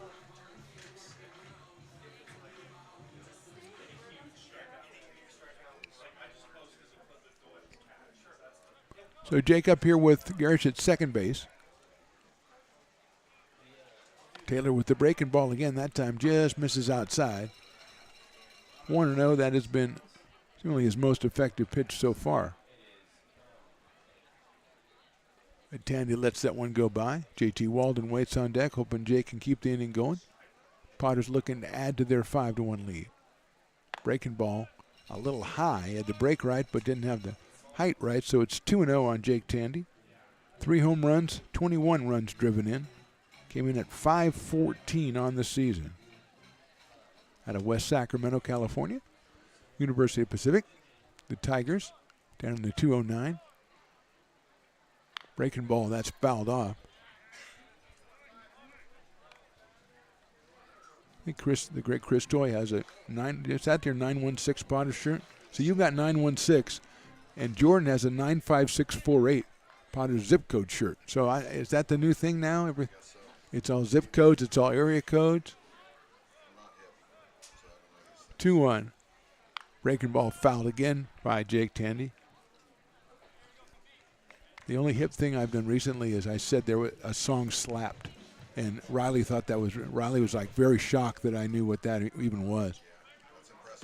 And I did it again the next day, and he looked like as surprised as he did the first day, which means I don't know about Riley paying attention at all. But he's just as excited the second day as it was the first day. 2-2. He was not surprised the song slapped. I think it was more Stay in the Time. I think. That's a tremendous song and a great song for the Piper Dance Contest. 2-2 from Taylor. Fastball misses outside. He got up near 87 on that one with the fastball. Some say 88. Some dispute that. 3 balls and 2 strikes on Tandy. JT Walden 3 for 3 tonight. He is on deck. Breaking ball misses inside, and Tandy is on. So Jake on for the third third time in a row after the strikeout in the first inning. First and second now, and that brings up J.T. Walden. Singled in a run in the first, singled in the third, and singled in another run in the fourth. J.T. now with 14 runs batted in. Hitting about 440 for the Potters. Has 2 home runs. He got those in his first 2 at-bats of the season. Might be time to get 3. Hits it sharply down the first base line. What a play at first base by Clisby, and he makes the play at first. Went to his left, went down to a knee, made the catch. It was headed for the corner, and he retires JT at first. No runs, 2 left. We go to the top of the 7th. Potters on top, 5-1. This job is the Esplanade Turkey Creek phases 4 and 5. Our scope of work for this project is full scope, so we've got all the underground, all the joint trench, and all the topside included with it. We're putting in sewer pipe, manholes. We're not doing services yet. We go through and do all the main line, and then we come back and do all the services after that. I would say this project right here, the one we're working on, is probably about a 2-month project. It's very costly to the developer, so beating the schedule is very important, more important than most projects. It's got a lot of groundwater, so we've got an extensive groundwater pump system in place. It's just cool to be a part of the built environment and know that for the next 100 years that people are going to use and enjoy what we've created here today.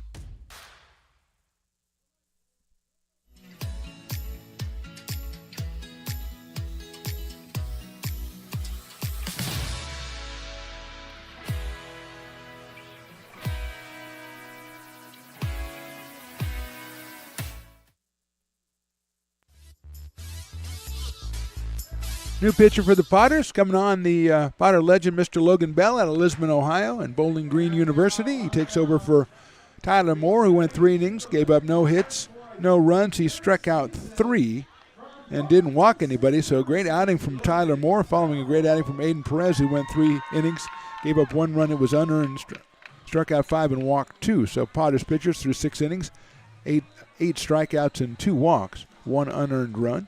As Logan Bell comes out here, he'll face, we think it's going to be Ethan Lopez. If we've followed all the changes in the number 4 spot, as they had Braga in there, then Robbins came on to bat for him and went in to catch. Now Lopez has come in to catch, so let's see if they put Robbins somewhere else or what exactly is going on here as Logan Bell hits his warm-up tosses. The 50-50 raffle, over $1,000 raised for the cheerleading squad. A tremendous job.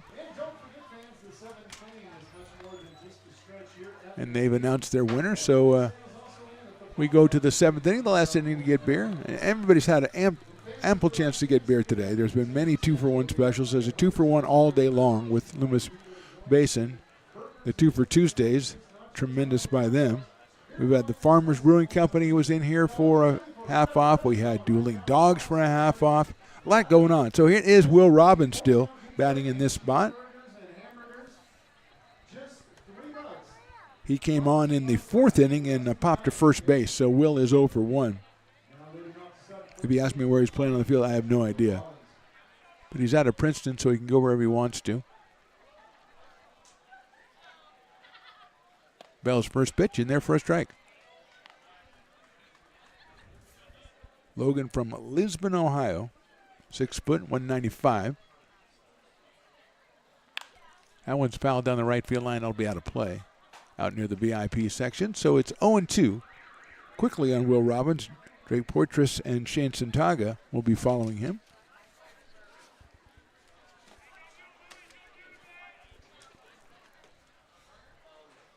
And that is in there, call strike 3.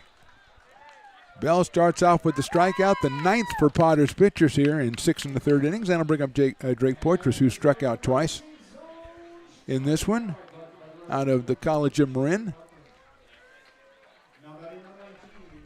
He is the right fielder tonight for the West Coast Kings. Again, they have 3 different squads, the gold, the gray, and the black. It's the West Coast Kings black playing in this game. That's lifted down the right field line, foul out of play. It's the gold who'll come in on Saturday to take on the Potters. I think that's a 6:35. That might be a fireworks game, though, so that would make that a 6:05. Check your schedule at LincolnPotters.com. And then on Sunday, it's the Seals coming on. 0-1 pitch. Fastball just misses that outside corner.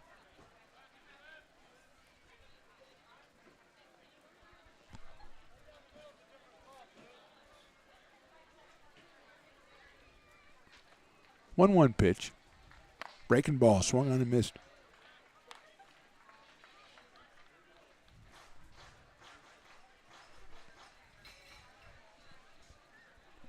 1-2.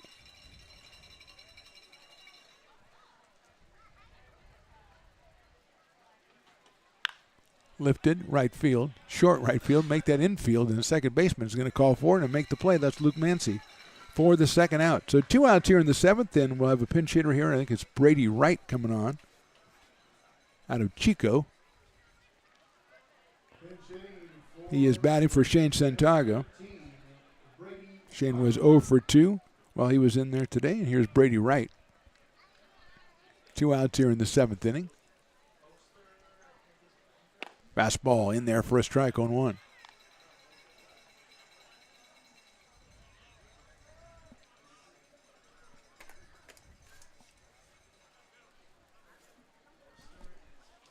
That is on the corner. Call it a strike. 0-2.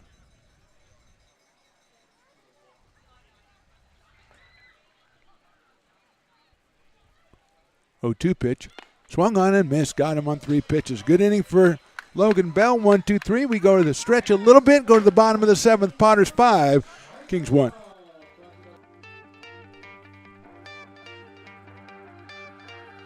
Gooseport Public House. We have sports on 10 big screen TVs, 23 beer taps with classics and crafts, a full bar with creative craft mixed drinks, live music, and most importantly, great fresh food. In downtown Roseville off Vernon Street. Only 15 minutes from the ballpark.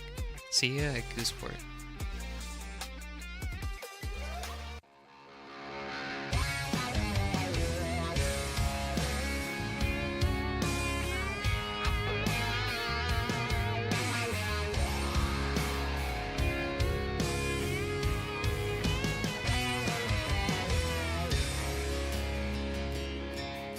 Old man knocked on my front door with my teenage boy and a couple more from up the road.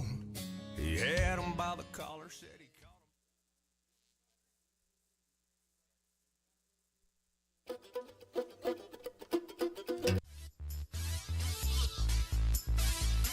Bottom of the 7th inning. Potter fans done with their stretching, and we are just about ready to go here. Eddie Taylor back out on the mound for the West Coast Kings. He came on in the 6th inning, had a strikeout, had a couple of walks, but escaped because Brendan Clisby made an excellent play down at first base. Until I looked down at first base, and now at first base is Will Robbins. So there you go.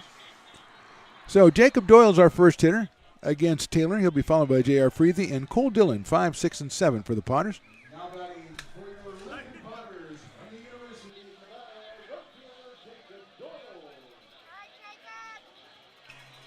One of my trivia team members is coming up to say hey. He also a tremendous fountain of knowledge right there by Mr. Russell. He came in 3rd. Here's Jacob Doyle. Breaking ball's in there for a strike. He struck out twice and grounded out to first. He does have an RBI in this game. His 8th of the summer.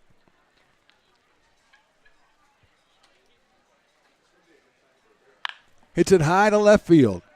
Moving back is Paris. Still moving back.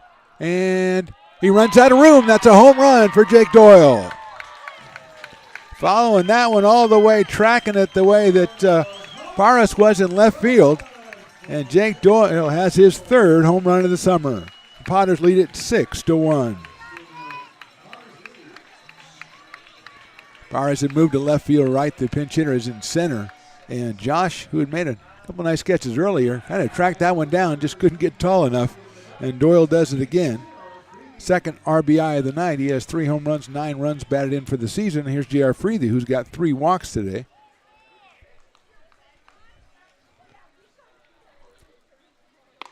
I was in there for a strike. I'm going to estimate 325. That's my estimation over there. I didn't have my guys telling me that. That is also a strike, 0-2. So JR not used to seeing a lot of strikes. Has seen 2 in a row here from Taylor out of the University of Albany in Albany, New York. I believe that's the state capital. Breaking ball just misses outside. I was a little worried for JR there for a second. 1 ball, 2 strikes. Walked and scored in the second, walked in the third, walked in the fifth.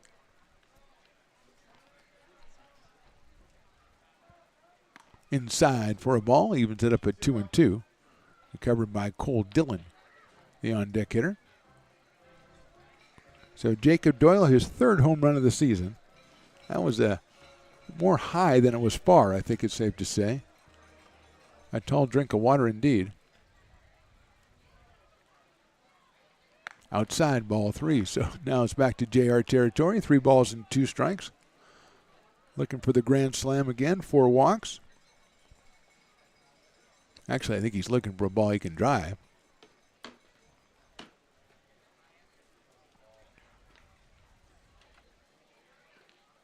Pops that one up on the infield.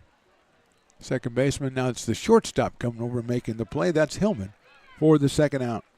Or the first out, excuse me. 1 out, and Cole Dillon coming to the plate. He's walked twice and flied to left. Cole behind the plate for the Potters today. Out of Rockwall, Texas, University of Arizona, 11 Rockwall, Texas.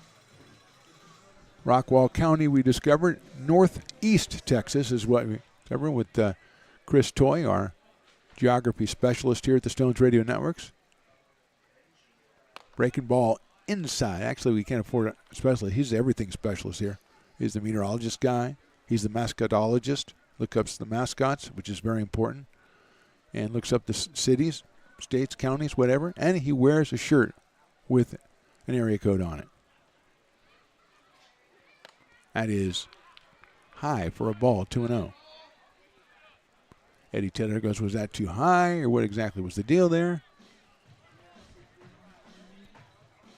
Doyle's home run opens up the bottom of the 7th. Potters are on top 6-1. Outside for a ball. 3-0 now. Potters with more activity in the pen. Logan Bell was very impressive in his inning.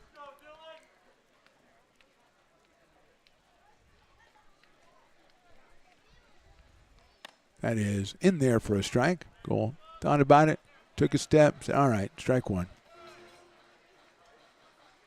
3 balls and 1 strike. Jacob Doyle's home run was 99 miles an hour off the bat. I think it was straight up. 3-1 pitch outside. So Dillon gets the base on balls, his 3rd of the day. Looks like Jake Morrell out of American River College is loosening up in the pen as TJ Oster comes up to the plate. TJ sack fly in the second, fly to center in the 4th, then hit into a double play, which turned into a triple play as he shot a ground ball up the middle that looked like a base hit, but Dylan Hillman, a tremendous play, and eventually three Potters were out. Slashes that one foul out of play to our right. TJ out of Phoenix, Arizona, comes to us from the United States Air Force Academy, which is preferable to other places' Air Force academies, I think. You know, I'm sure they're fine, but I prefer to have the United States. You know, not every country maybe has one. There goes the runner. The pitch is a ball, and what a jump that time by Cole Dillon. He was just taken off, and Eddie Taylor was kind of in his own world there, delivered to the plate, did not get the call. It is 1 ball and 1 strike. And now Dillon in scoring position at second base.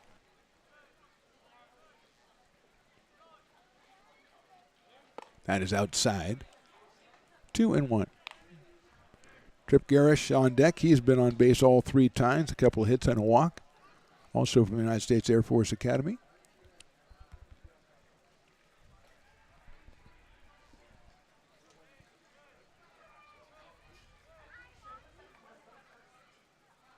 TJ takes a breaking ball, misses outside. 3-1.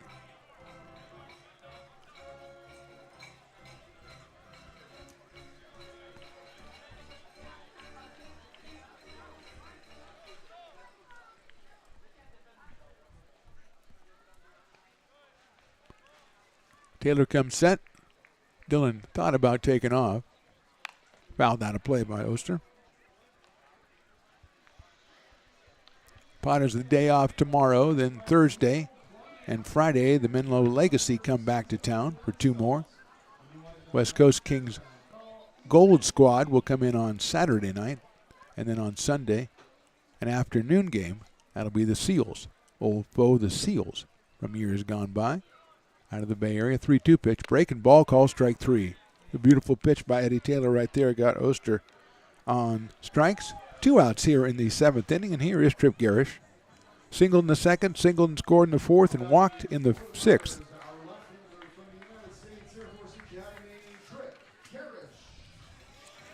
So Tripp in the 9th spot, on base 3 times today. He's got a runner at second base. Potters do have 2 base coaches today, which is a first for them this season. So Tyler Malone must have gotten to town, as was advertised.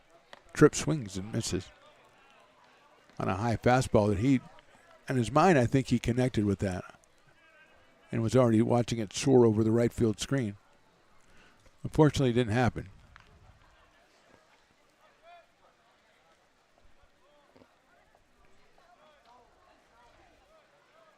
Taylor checks Dillon at second. Misses outside with a fastball. Up around 86, 87. Some say 88. It's under contention. 2 of the biggest shaved ices I've ever seen going down. Look at that, Chris Toy. My God, man, that guy can't even hold him. And he works out. Tiger Blood and Lemon. Nice. No chocolate. Inside, gets away. Back to the screen and moving down to third is Cole Dillon. I know there's no chocolate because I checked the list of ingredients or flavors a couple of days ago when Riley the engineer was here, because he maintained there was a chocolate. And then when I called him on it, he said, I just mean it would be a good idea. No, I said it was a bad idea. But sometimes kids have to learn for themselves. You know that. 2-1 on Tripp. Fouled to our left over by the bounce houses. Misses everybody involved, but not by much. That's why you stay in the bounce house, kids, when the foul balls are coming. Like an earthquake. Get underneath the table. When the foul ball's coming, you get in the bounce house. 2-2.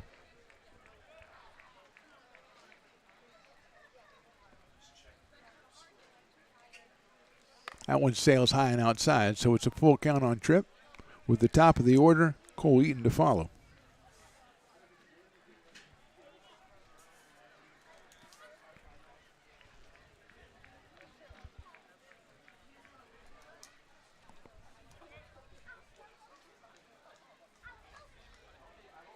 Line drive, base hit right back up the middle center field.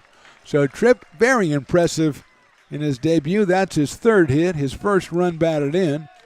Scoring is Dillon, 2 runs in the inning for the Potters. They lead at 7-1, and here is Cole Eaton.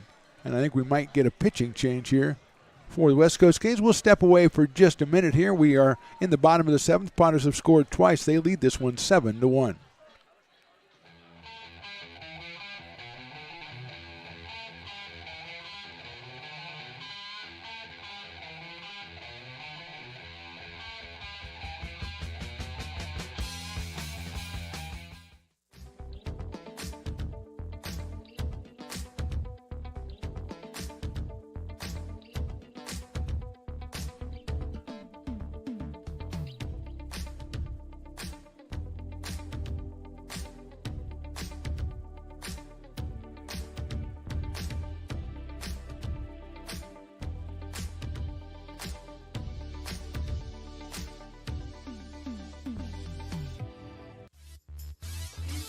No pitching change for the Kings. Eddie Taylor remains out on the mound. It'll be Cole Eaton, who's walked, hit into a double play, singled, and struck out.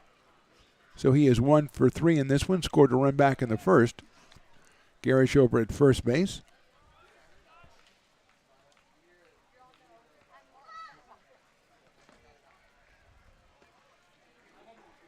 And Tripp's getting a pretty good lead over there.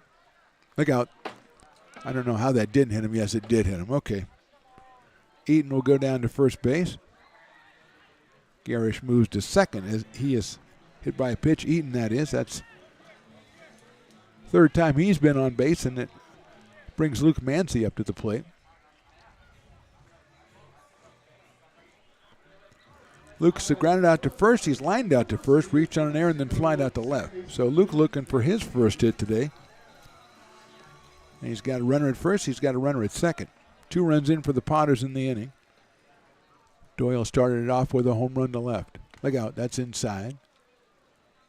Mancy, University of New Mexico, came in hitting at a .391 clip.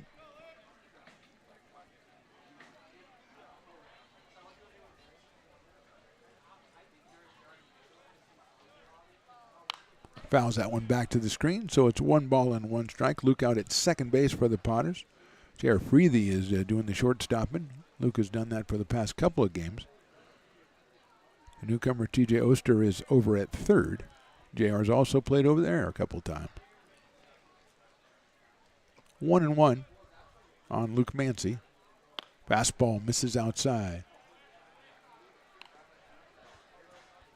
Eddie Taylor out of the University of Albany in New York City, or New York State, not New York City. It's in Albany.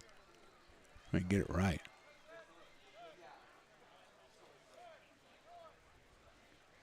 Chop foul. 2 balls and 2 strikes now on Luke.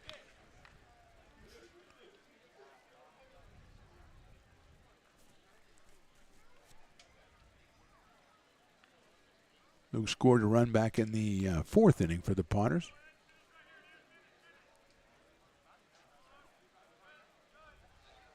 Breaking ball just misses outside. Good pitch by Taylor. Looked a little bit outside.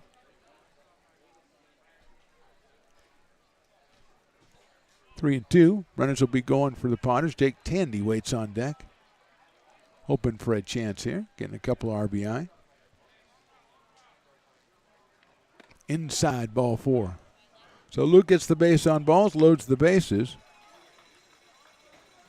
Potters have already scored twice in the inning, and now we're going to get a pitching change, and we'll step away. With the bases loaded, bottom of the 7th, Potters on top 7-1. American River College is a top-tier community college sports program that provides student athletes with the opportunity to thrive both athletically and academically. ARC Athletics is currently ranked 5th in the state and 2nd in Northern California. With over 19 sports programs, our athletes compete with the region's best athletes. Our diverse and dedicated coaching staff helps athletes develop the skills necessary to compete at the next level. Start your community college athletics journey with us. American River College, Sacramento's best athletic program. Go Beavers.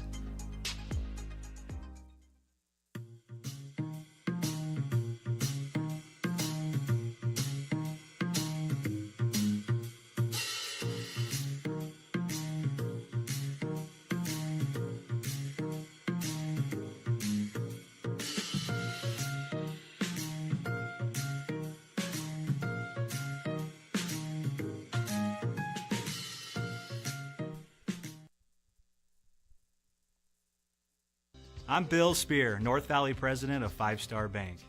In a time when business can feel so uncertain, we're here for you every step of the way. I know they have a lot of bells and whistles within their bank, but just the relationship piece here locally on the business side is huge for us. 5 Star treats us like we're number one. They're right there with suggestions, with help. So I have to bank with people that have our mission in mind. We're 5 Star Bank. How can we help you?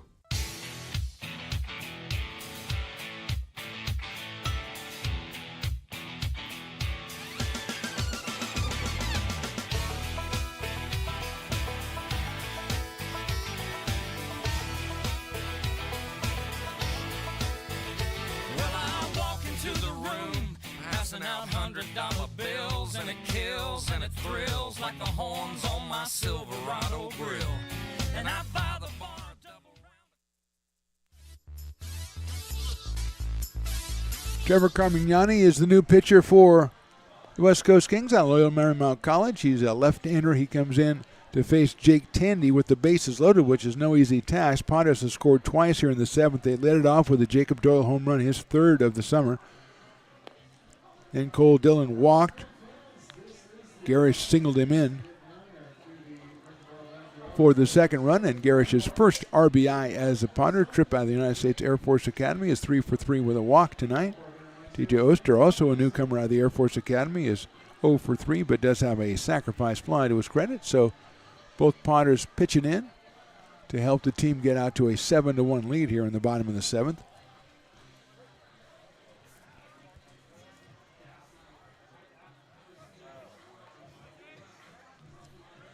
New catcher for the Kings, Ben O'Rourke, goes out to talk to Hermione. So Jake is struck out, then he was hit by a pitch and scored in the 3rd, then he singled in the 4th, and then he was walked in the 6th.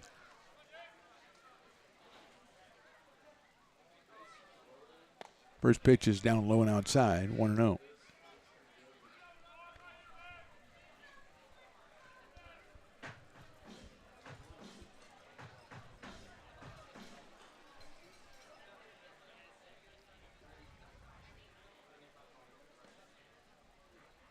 Jake takes outside again, so it's 2-0.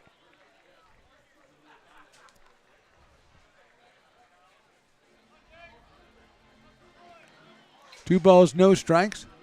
Caminari, the new pitcher, the 4th pitcher. Condit, Waite, Taylor preceding him. Line drive into center field. That's going to hit down for a base hit. 1 run scores easily. Here comes the second. The throw to the plate's going to be way offline. It's a 2-run single for Tandy.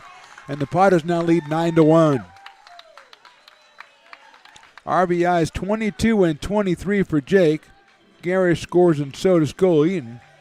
Going all the way around to 3rd was Luke Mancy.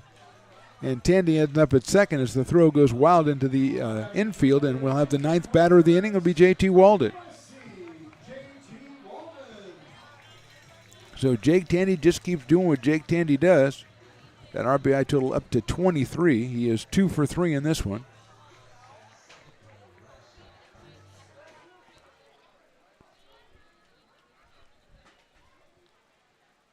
Lefty against lefty. Here's JT. Takes a strike. A bender over the inside corner.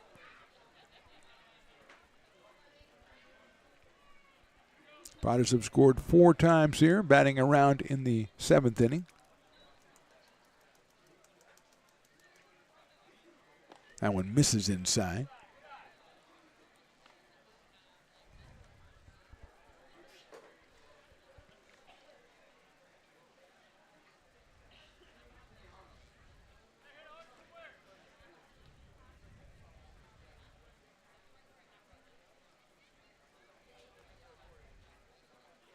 That one, a good-looking pitch outside corner for a call strike, 1-2. JT doesn't quite agree, but he is in a hole at 1 ball and 2 strikes.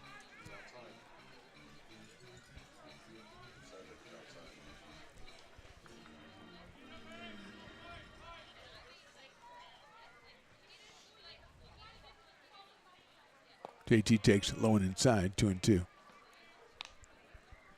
Jacob Doyle, who opened up the inning by hitting a home run over the left field fence, waits on deck.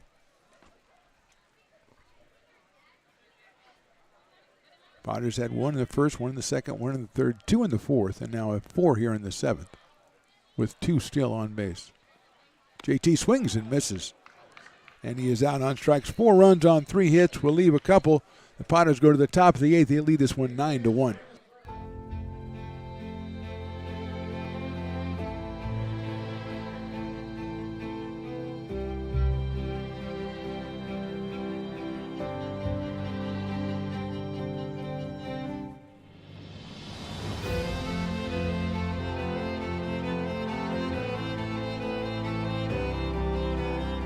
Situated on the corner of Lincoln Boulevard and 5th Street, this iconic building has been the home to several hotels over the decades, the most famous and longest running of which was the Lincoln Inn. Having undergone several renovations and architectural changes, this building is the current home of Old Town Pizza, which boasts not 1 but 2 floors for your dining enjoyment, including open-air seating on the roof. Stop in for a slice today. Or stop by the Lincoln Museum to see the 300-pound cash register that used to adorn the front desk of the Lincoln Inn. For more great history, visit the Lincoln Area Archives Museum and, by appointment only, take their free walking tour of historic downtown Lincoln. Top of the 8th inning, Potters on top, 9-1. Jake Morrell is going to be the fourth Potters pitcher out of Roseville, California, and American River College. The big left-hander comes on, following Aiden Perez, who went 3, then Tyler Moore went 3, and Logan Bell went 1. They have combined to strike out 10 and give up just 1 unearned run. And so Jake will come out here, face Josh Paris, Kevin Peruta, and Talon Hollowell, 7, 8, and 9, assuming no pinch hitters for the West Coast Kings. We will endeavor to keep updated on that score. Morrell, 6'4", a left-hander. Pitched this year at American River College. I don't know if his mom's out here, but his mom has a tremendous job. She trains service dogs. And the one that was coming out to the American River games, because, of course, we here at Stones Radio Networks do all American River College athletics, all the way from soccer, men's and women's in August, all the way through to baseball and softball in April. Anyway, so she came out and explained it to his name is Joss, Joss. She gets him from very young until 18 to 24 months, and then she turns him on to another trainer who takes him for a while and trains him some more, 6 months more. Is that what it was, Chris? Yeah, amazing, amazing. Jake's first pitch is inside for a ball. The funny thing was that she was carrying this dog around all the time. It was a big old dog, and she came out here a couple of games ago, and she said, "Are you guys the American River guys?" I go, "Yeah." She holds the dog up. She had kept it out of frame until I said, "Yeah." Swung on and fouled by Paris. Josh has reached on an errant fly to right. 0-4-2 out of Cal State Northridge.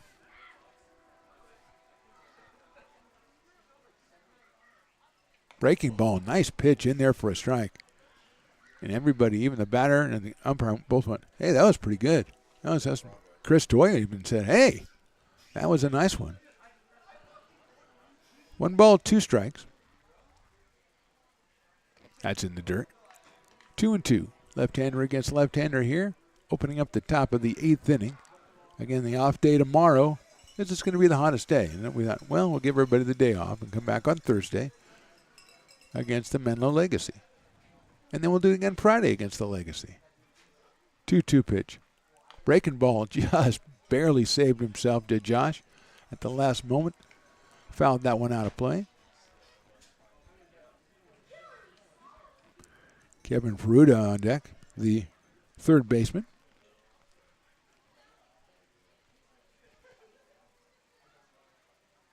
Two-two pitch, breaking ball, swung on and missed. 11th strikeout for the Potters pitching tonight. And with 1 out in the 8th, here's Kevin Peruta. Struck out in the 2nd, struck out in the 5th. So Kevin looking to make some contact here. He comes out of College of Marin.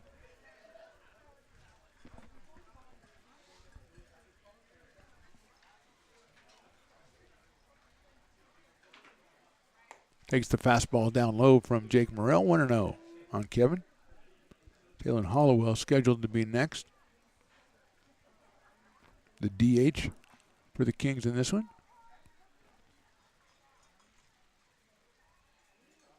Breaking ball catches the outside corner. 1 ball and 1 strike. A little cowbell action in the stands. Willie hasn't been asking for the cowbells much in this one. He instinctively knows what's needed. I guess he didn't think cowbells were needed. That one misses outside. Checking out the schedule, I think, yeah. Saturday night is the Kings Gold team comes in, and that is a fireworks night, so that'll start at 6:05 on Saturday. That misses. 3-1. So Thursday and Friday, 6:35, then 6:05 on Saturday, 1:05 on Sunday against the Seals. LincolnPotters.com for tickets and for any other information like promotions and stuff. Breaking ball swung on a missed, full count on Peruta.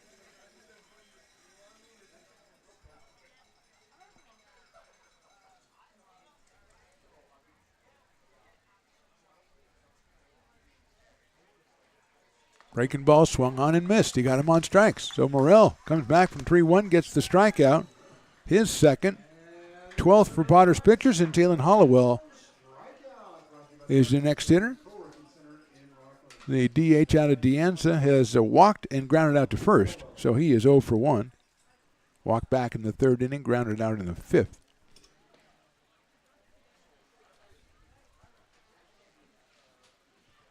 Chops foul, so it's 0-1 quickly on Hollowell.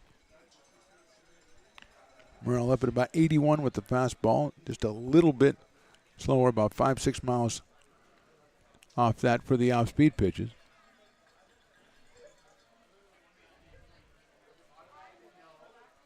That one's in there for a strike. Beautiful pitch by Jake. 0-2.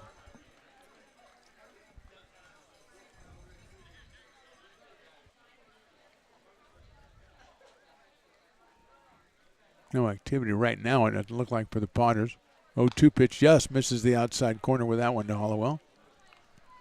Perez went 3, Moore went 3, Bell went 1, and now Morrell has 2 outs here in the 8th inning. That's chopped back up the middle. It's going to be a tough play at second. Over to first. They got him at first base. What a play at second base by Luke Manzi. A big play by the second baseman from the University of New Mexico. 1-2-3 for Morrell in the 8th. We go to the bottom of the 8th. Potters on top at 9-1. Hi, Bill Evans, President of the Placer County Association of Realtors. We're in the store, our conference facilities, an amazing team help us keep together an amazing organization. And we thank them all. This organization can't do what it does and can't run the way it runs without the help of so many members volunteering their time. The success of the Placer County Association of Realtors is largely dependent on our active volunteer members to help our organization and industry. The work of our committees greatly impacts our ability to champion efforts across the board and giving back to the Placer County community wherever we can. Like all service organizations, I wanted to serve. And getting involved with the affiliate committee was the perfect way to do that. I love being able to serve my community with my business friends and other leaders and give back to those who are in need. The thing I love about the PCAR committees is they all work toward the same goal of bringing the community together to support those in need in our surrounding area. I instantly came to the meeting and had a wonderful time, felt like I was a part of something bigger, and it was just the start of my leadership journey.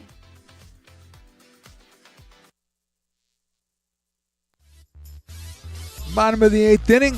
Trevor Caminari is back out on the mound for the West Coast Kings. Jacob Doyle, a schedule hitter, but I think we're going to pinch hitter. That would be number 9, Will Lindbergh, out of Gold River, California, and Cal State Northridge.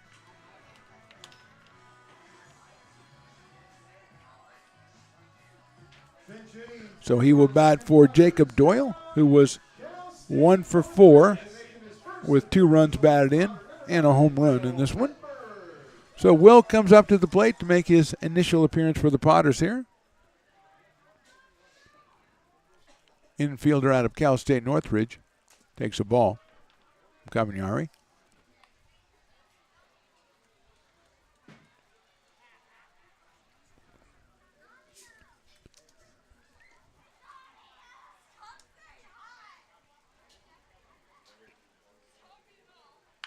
He lines that one promptly into center field for a base hit. Welcome to the ball club, Will. Well done, sir. Hit number 11 for the Potters. And here's J.R. Preethy. J.R. has walked 3 times and popped a shortstop.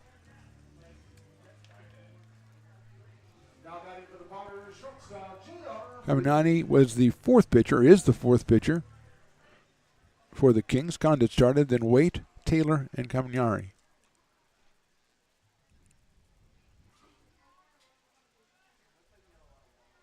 First pitch is in there for a call strike to JR. JR 2 for 5 on the season with a whole bunch of walks and a whole bunch of runs scored.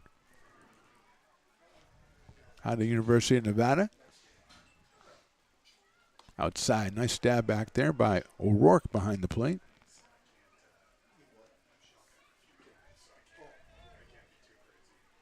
Cole Dillon to follow for the Potters.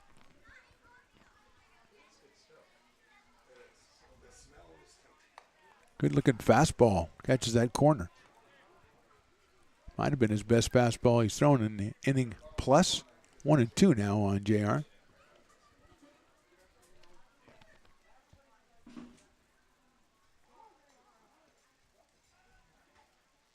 Breaking ball's chopped out to shortstop. Hillman over to second for 1. They go to first. They get 2. So the Kings have turned a couple of nifty plays, a couple of double plays and 1 triple play. That one went 6-4-3. Hillman, Aikawa, and over to first base to Robbins. So with 2 outs, Cole Dillon comes up to the plate.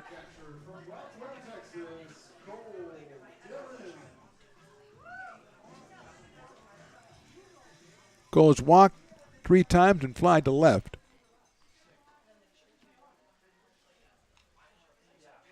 Takes a breaking ball down low for a ball.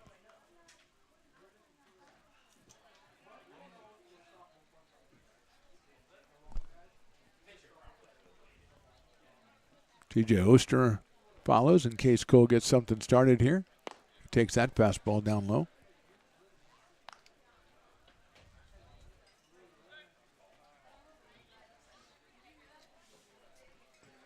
Two balls and no strikes on Cole Dillon. Takes that one in there for a strike, 2-1. Cole walked in the second, flied out in the third, then walked in the fifth, walked and scored in the seventh. So 0-1 with a run scored.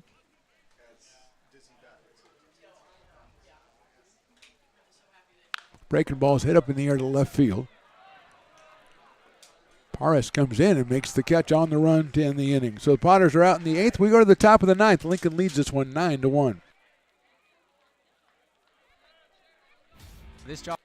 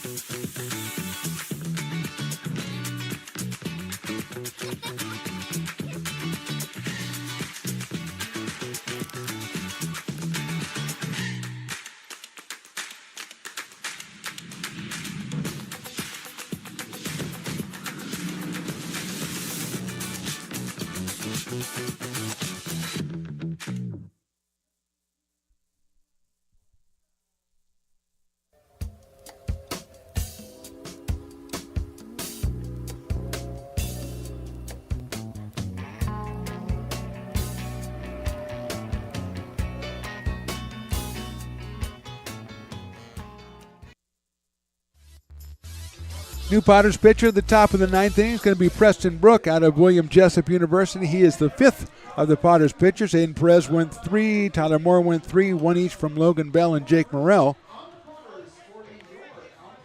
So far 12 strikeouts for the Potters in this one as Preston Brook comes up to take over the duties. I think it's his 3rd appearance.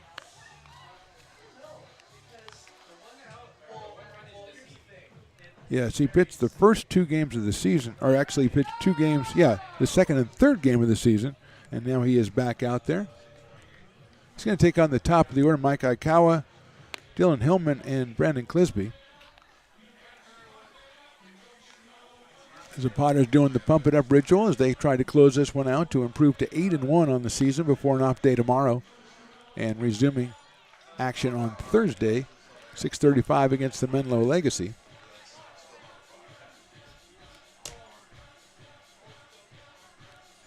Potters single runs in the first, second, and third, 2 in the 4th, and then exploded for 4 in the 7th. Jacob Doyle had a home run. Trip Garish, 3 hits out of 3 at-bats, 3 hits for J.T. Walden, a couple of hits for Jake Tandy. As the Potters have 11 hits in this one.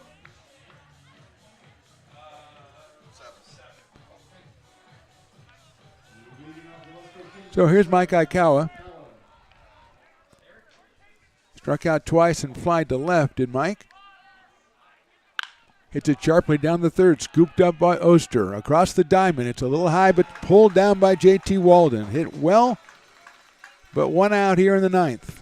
And that'll bring up Dylan Hillman, who was flied to right, flied to center, and grounded to first. He's put bat on the ball a couple times very well, including the fly ball to center field back in the 6th inning. Now we're going to have a pinch hitter. So it's J.J. Johnson hitting for Hillman.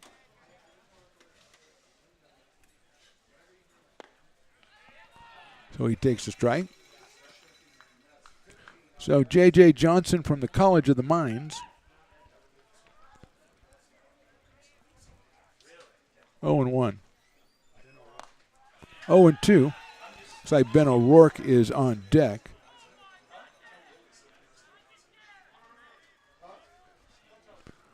So 0-2 quickly on Johnson. Fastball just misses. 1-2.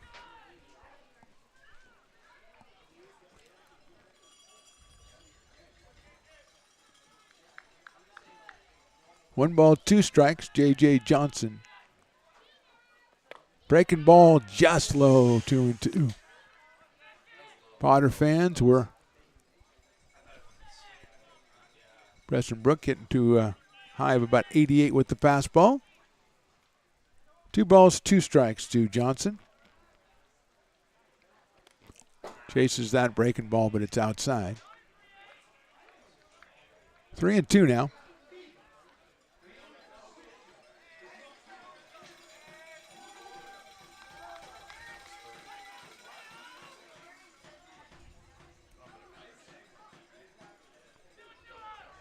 Three balls, 2 strikes to Johnson.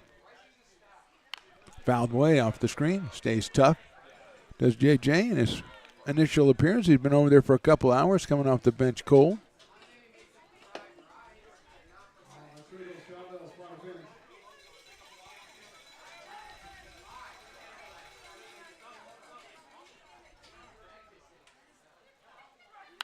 That's fouled away again.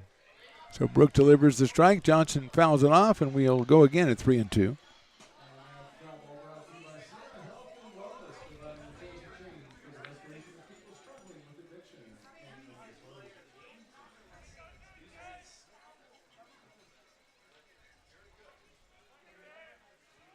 Three-two pitch. Outside, ball 4. He lost him. So Johnson goes down to first, worked the base on balls. Brook went to the off speed and lost him. Here's Ben O'Rourke. His first appearance at the plate, batting in the spot of Brandon Clisby.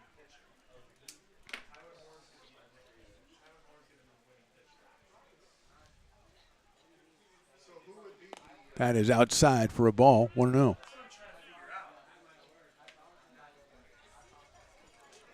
One ball, no strikes. Robbins is on deck, Will Robbins. That's down the middle for a strike, 1-1. Cowell grounded out to third. Johnson, the pinch hitter, worked a walk, and now it is O'Rourke. Swing and a miss. 1-2.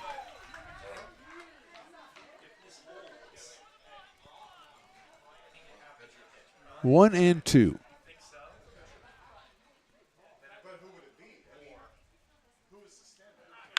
Chop up the middle. It'll be a tough play for man. That's into center field for a base hit, and that is the first hit of the game for the West Coast Kings.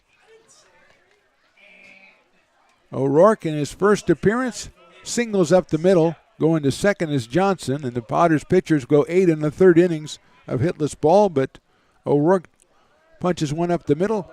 First and second now.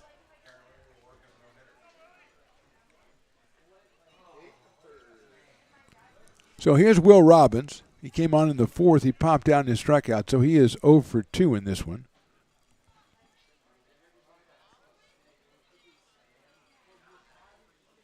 First pitch right down the middle for a strike. 8 in the third. That's the longest hitless streak I remember being out here. 7 summers now.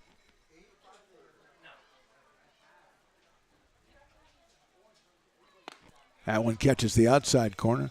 So Brook coming in with the fastball, getting ahead of Robbins 0-2. Drake Poitras is the next scheduled hitter.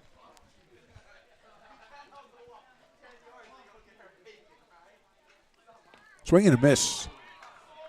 Runners are going to move up as the ball gets away, but the batter is out. So that is 2 outs. And Drake Poitras will be the hitter. Poitras will be the hitter. He has struck out twice and popped to second base. He's got a couple of runners out there, second and third. 2 outs here. Out in right field for the West Coast Kings in this one, Drake Poitras coming up here for his 4th appearance.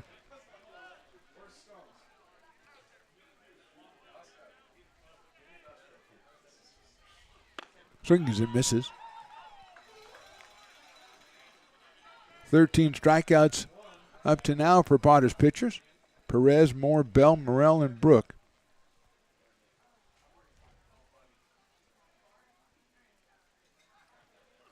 Fastball just misses the outside corner, 1-1.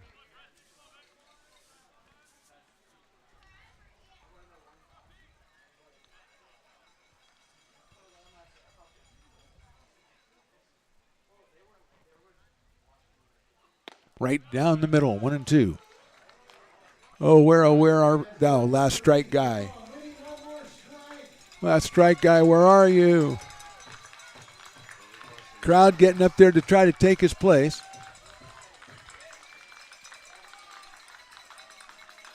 One-two pitch coming up. Chopped off of his foot, it looked like, and painfully, Poitras stays up at the plate. And we're going to give Drake all the time he needs to walk that one off.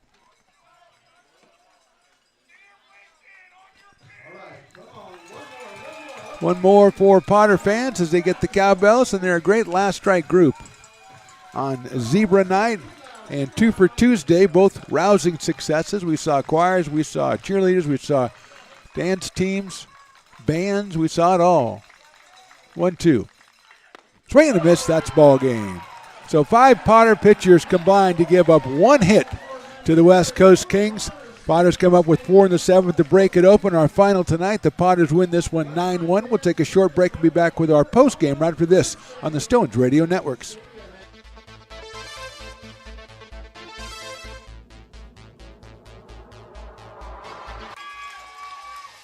Pass flung on and missed. He got him on strikes at 86, the off-speeder. Bruno strikes out the side. Potters get the win 8-5. Sanchez 1 on 4. She gets it back, trying to get it back to Gallegos. What a spin move. Her shot is blocked. She has it controlled, puts in the goal. Witt trying to set it, and she sets it over for Molly Harrison, pokes it over. Short set for Barrios, and her slam goes out of play. He's going to look that way. Now he's going to duck down the middle. He's got a guy wide open at the 18 kid. That's Robert Freeman. And Robert's trying to make a couple of moves. He comes back to the 15, comes down to the 10. He gets a block to the 5. Funny, but I wanted to ask you about that because I remember you doing that show, and you kind of. Go ahead. You want to. That's our new show. Really nice. Yeah, Beneath One Fern is what we call the show. Between a flower. Yes. Well, we're working on workshopping the title. Yes. Ooh. Well, you may not see that $10 my friend. That woman does not like to fork over the cash. I heard him say he'd pay you next Tuesday. So That's right. I didn't bring pad and paper, so I don't know what to tell you what's going to happen when I come back. First of all, I got to take notes. We may end up in one, especially on this episode of the Stones and Toys Show. Oh, snap.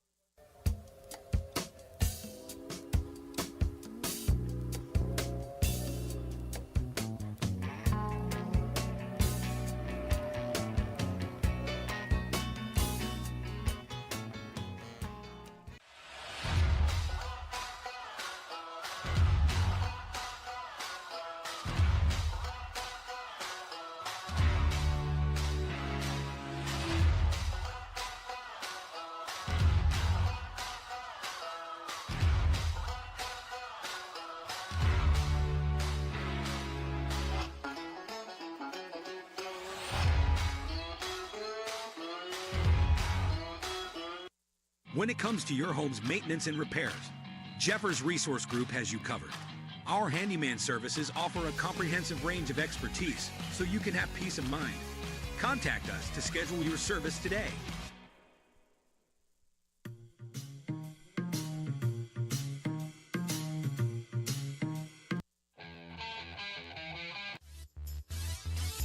Welcome back to McBean Stadium. Lincoln Potters with the big win tonight over the West Coast Kings Black Squad. That was a 9-1 win. We almost had the most amazing game in the history of McBean Stadium because we almost had the first ever no-hitter. We went through 8 in the third innings. Then Ben O'Rourke came on. He had not been up all game. He came up and he bounced one right through the middle of the field, right up over second base in the center field for the first hit. So that kind of spoiled it. We were going to have a five-person player of the game because we had Moore and we had Perez and we had Jake Morrell and we had Logan Bell, and they were all great, and Preston Brook was great as well but gave up the one hit. So our player of the game, brought to you by Old Town Pizza, is going to be Tripp Garish. In his first game as a Potter of the Air Force Academy, comes in and gets 3 hits and a walk, reaches base all 4 times and drives in a run and scores 1. So Tripp is our player of the game. A reminder, our Potters wrap-up brought to you by Friends of McBean, organization trying to raise money to get a new scoreboard. You can go ahead and scan the QR code if you want to donate, and please do donate. We need a new scoreboard out here for the Lincoln Potters. So a historic game, almost an historic game, but we did see T.J. Oster come out for his first game, and Tripp Garish, who was our player of the game. Another home run for Jacob Doyle, 3 more hits for J.T. Walden, and another 2 for 3 night for Jake Tandy. But the story today kind of was the pitching for the Potters, as starting with Aiden Perez, going through Tyler Moore, then Jake Morrell, also Logan Bell in there for an inning, and then finishing up with Preston Brook. Just a great job with 13 strikeouts and only 1 hit allowed. A reminder, we're off tomorrow. Then on Thursday, we come back for the Menlo Legacy, Thursday and Friday. Saturday, it is the West Coast Kings Gold team, and then on Sunday, the Seals in an afternoon game. For Mark the Phantom Lowe, for Chris Toy, for Willie Preston, and for all the other interns, we say thanks for watching. We'll talk to you next time.